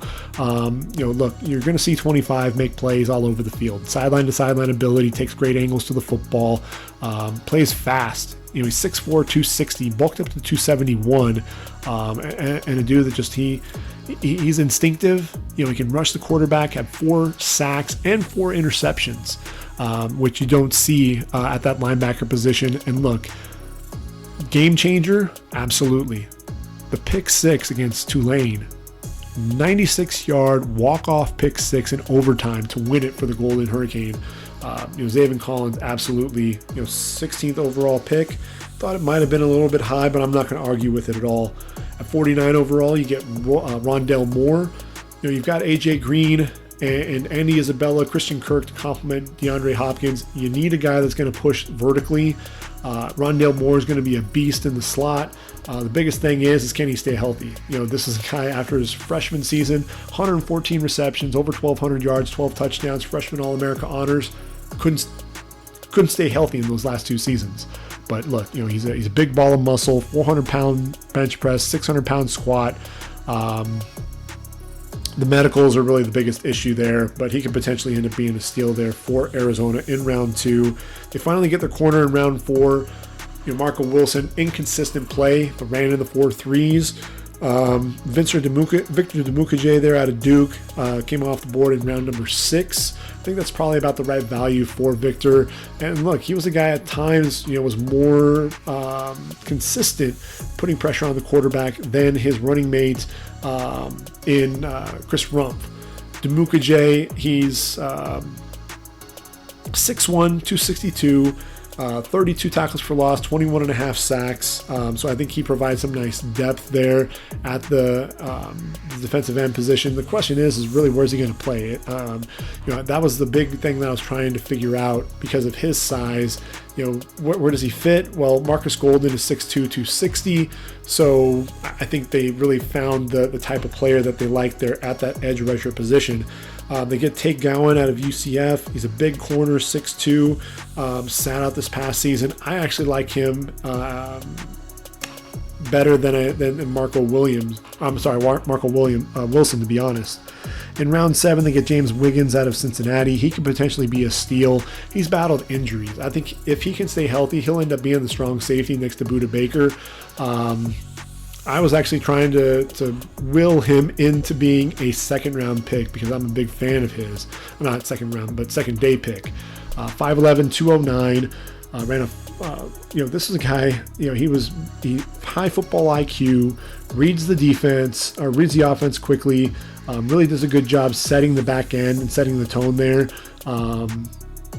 He's going to come up and hit you, does a good job playing the football as well. Tore his ACL at the beginning of the 2019 season, rehabbed the injury in 5 months, but then he tore his meniscus falling down a flight of stairs. Shows up at his pro day, though, to show that he's an elite athlete. 4'4", 440, 38-inch vertical leap, bench press 225 20 times. I think he can be a starter if he can stay healthy. And then Michael Menet, the center, he's ultimately coming over. I think he'll end up being the backup center there to Rodney Hudson. If he does make the roster, I think he'll have an uphill battle there. I think Lamont Gaillard is really the guy that he's going to have to battle. The Rams didn't have a first-round pick. I like the haul overall with what they did. Wanted to see them go linebacker first, and if they were going to go receiver, would have liked to see them go with someone other than Tutu Atwell, to be honest with you. They have Deshaun Jackson as a vertical threat. Tutu Atwell, quicker than he is fast. He's a little dude. He's 5'7". I think of Tavon Austin. If I'm a Ram fan, I have flashes of Tavon Austin in my head. This is the guy, he did lead the ACC in 2019 in receiving with 1,276 yards. I worry about the size. I worry about him turning into another Tavon Austin. Ernest Jones there, inside backer. You could have had Jabril Cox. I thought that was going to be the best fit for the Rams. Ernest Jones is a guy that I think he's decent. I think he's a guy that can control the middle of that defense.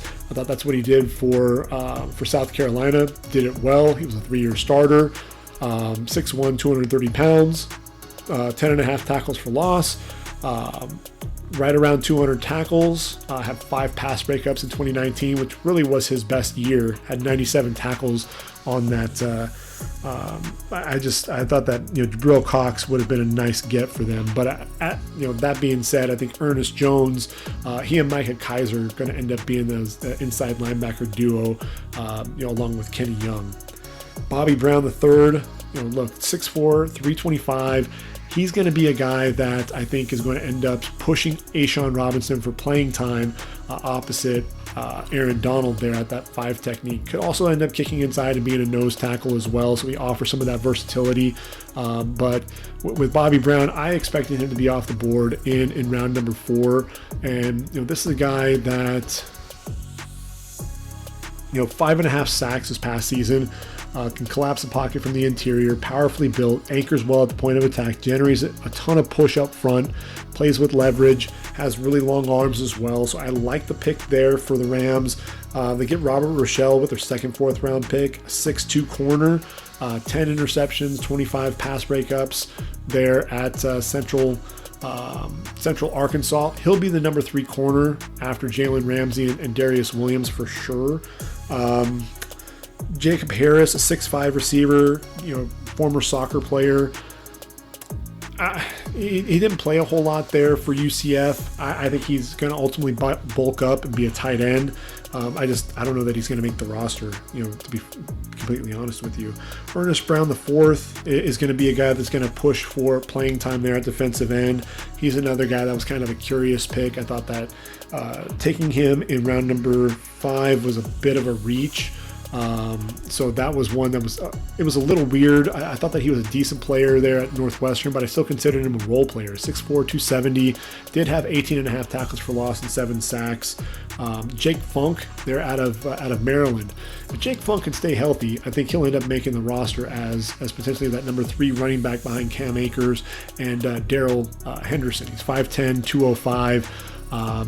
60 carries, 516 yards, 8.6 yards per carry, and 3 touchdowns through 5 games with the Terps. But look, he prior to the 2020 season, he'd only played in 5 games. So you worry about him staying healthy. But if he can, I think he'll make the roster. They take Ben Skoranek, the wide receiver out of Notre Dame, 249 overall. Another big-bodied receiver. He has excellent hands. Another guy who could potentially be a tight end. But the guy that I'm, was most excited about for the Rams, taking this guy late, because they need another edge rusher. They need another guy to complement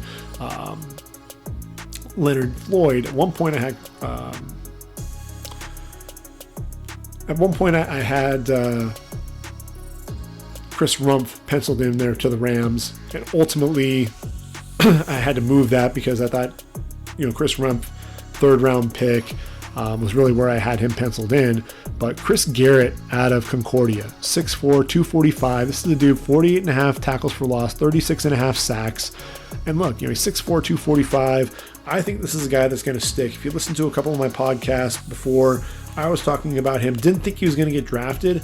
Thought he was going to be an undrafted free agent, but I love the pick there for the Rams. And look, the Rams didn't take any offensive linemen.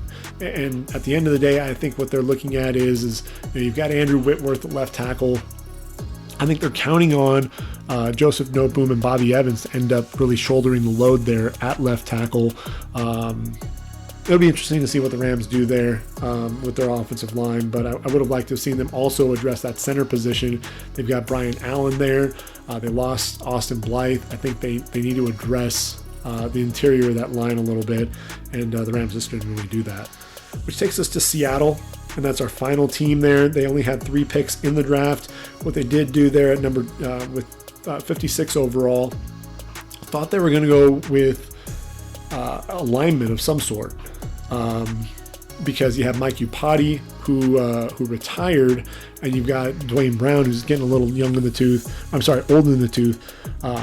Russell Wilson, look, this is a guy who's been sacked and been hit more than any other quarterback, and he's been frustrated about that. That's why he's been kind of disgruntled. You've got Brandon Shell at right tackle. You traded for Gabe Jackson to play right guard, and Damian Lewis taking over that left guard spot. So I guess they felt that they were tempered things a little bit there. You get a speedster like Dwayne Eskridge to play in the slot with DK Metcalf and Tyler Lockett. So I like that pick. He's a guy that can separate a little bit, really a nice route runner coming out of Western Michigan. In round 4, you get Trey Brown. It's the corner out of Oklahoma. Not really the big corner that you normally see out of Seattle. He's only 5'10", has decent ball skills, really short arms. I mean, you're talking about guys with length there at Seattle, and so Trey Brown kind of bucks that trend a little bit. So I thought that was a little interesting. Maybe a guy that they might consider playing in the slot. Had 3 interceptions this past season, 31 total pass breakups. So a guy that knows how to make plays on the football. And then Stone Forsythe at number 208 overall. This is a guy who I think is flying under the radar a little bit. Some people thought he was going to be a late day 3 guy. I think he has a chance to potentially start. He'll probably be a swing tackle at least starting out. But I think he could potentially push for playing time and push for a starting spot down the road. Athletic, he's 6'6", over 300 pounds, light on his feet, can bend a little bit for a guy his size. So, I don't hate the pick. They ultimately get to address that offensive line, which is ultimately what Russell Wilson's looking for. They also give him a weapon in the passing game. I think they needed to get a third receiver, so that made a lot of sense there as well. So that's Seattle. We've now made it through all 259 picks in the NFL draft. So we're going to go ahead and wrap up episode 37. Next time, what we'll be doing is taking a look at those undrafted free agents, who's going to end up making a mark there. And we'll also play by the numbers, take a look at how I did with the numbers overall. And then one final podcast, we'll take a look at the 2022 draft, look ahead just a little bit, talk about that 2021 college football season, who to be on the lookout for. You got Kayvon Thibodeau, the edge rusher. You've got a ton of quarterbacks that you could potentially be talking about, with Sam Howell to Phil Dracovic to Keaton Slovis to, of course, Spencer Rattler coming out of OU. Who's the top running back coming off the board? Has to be Breece Hall.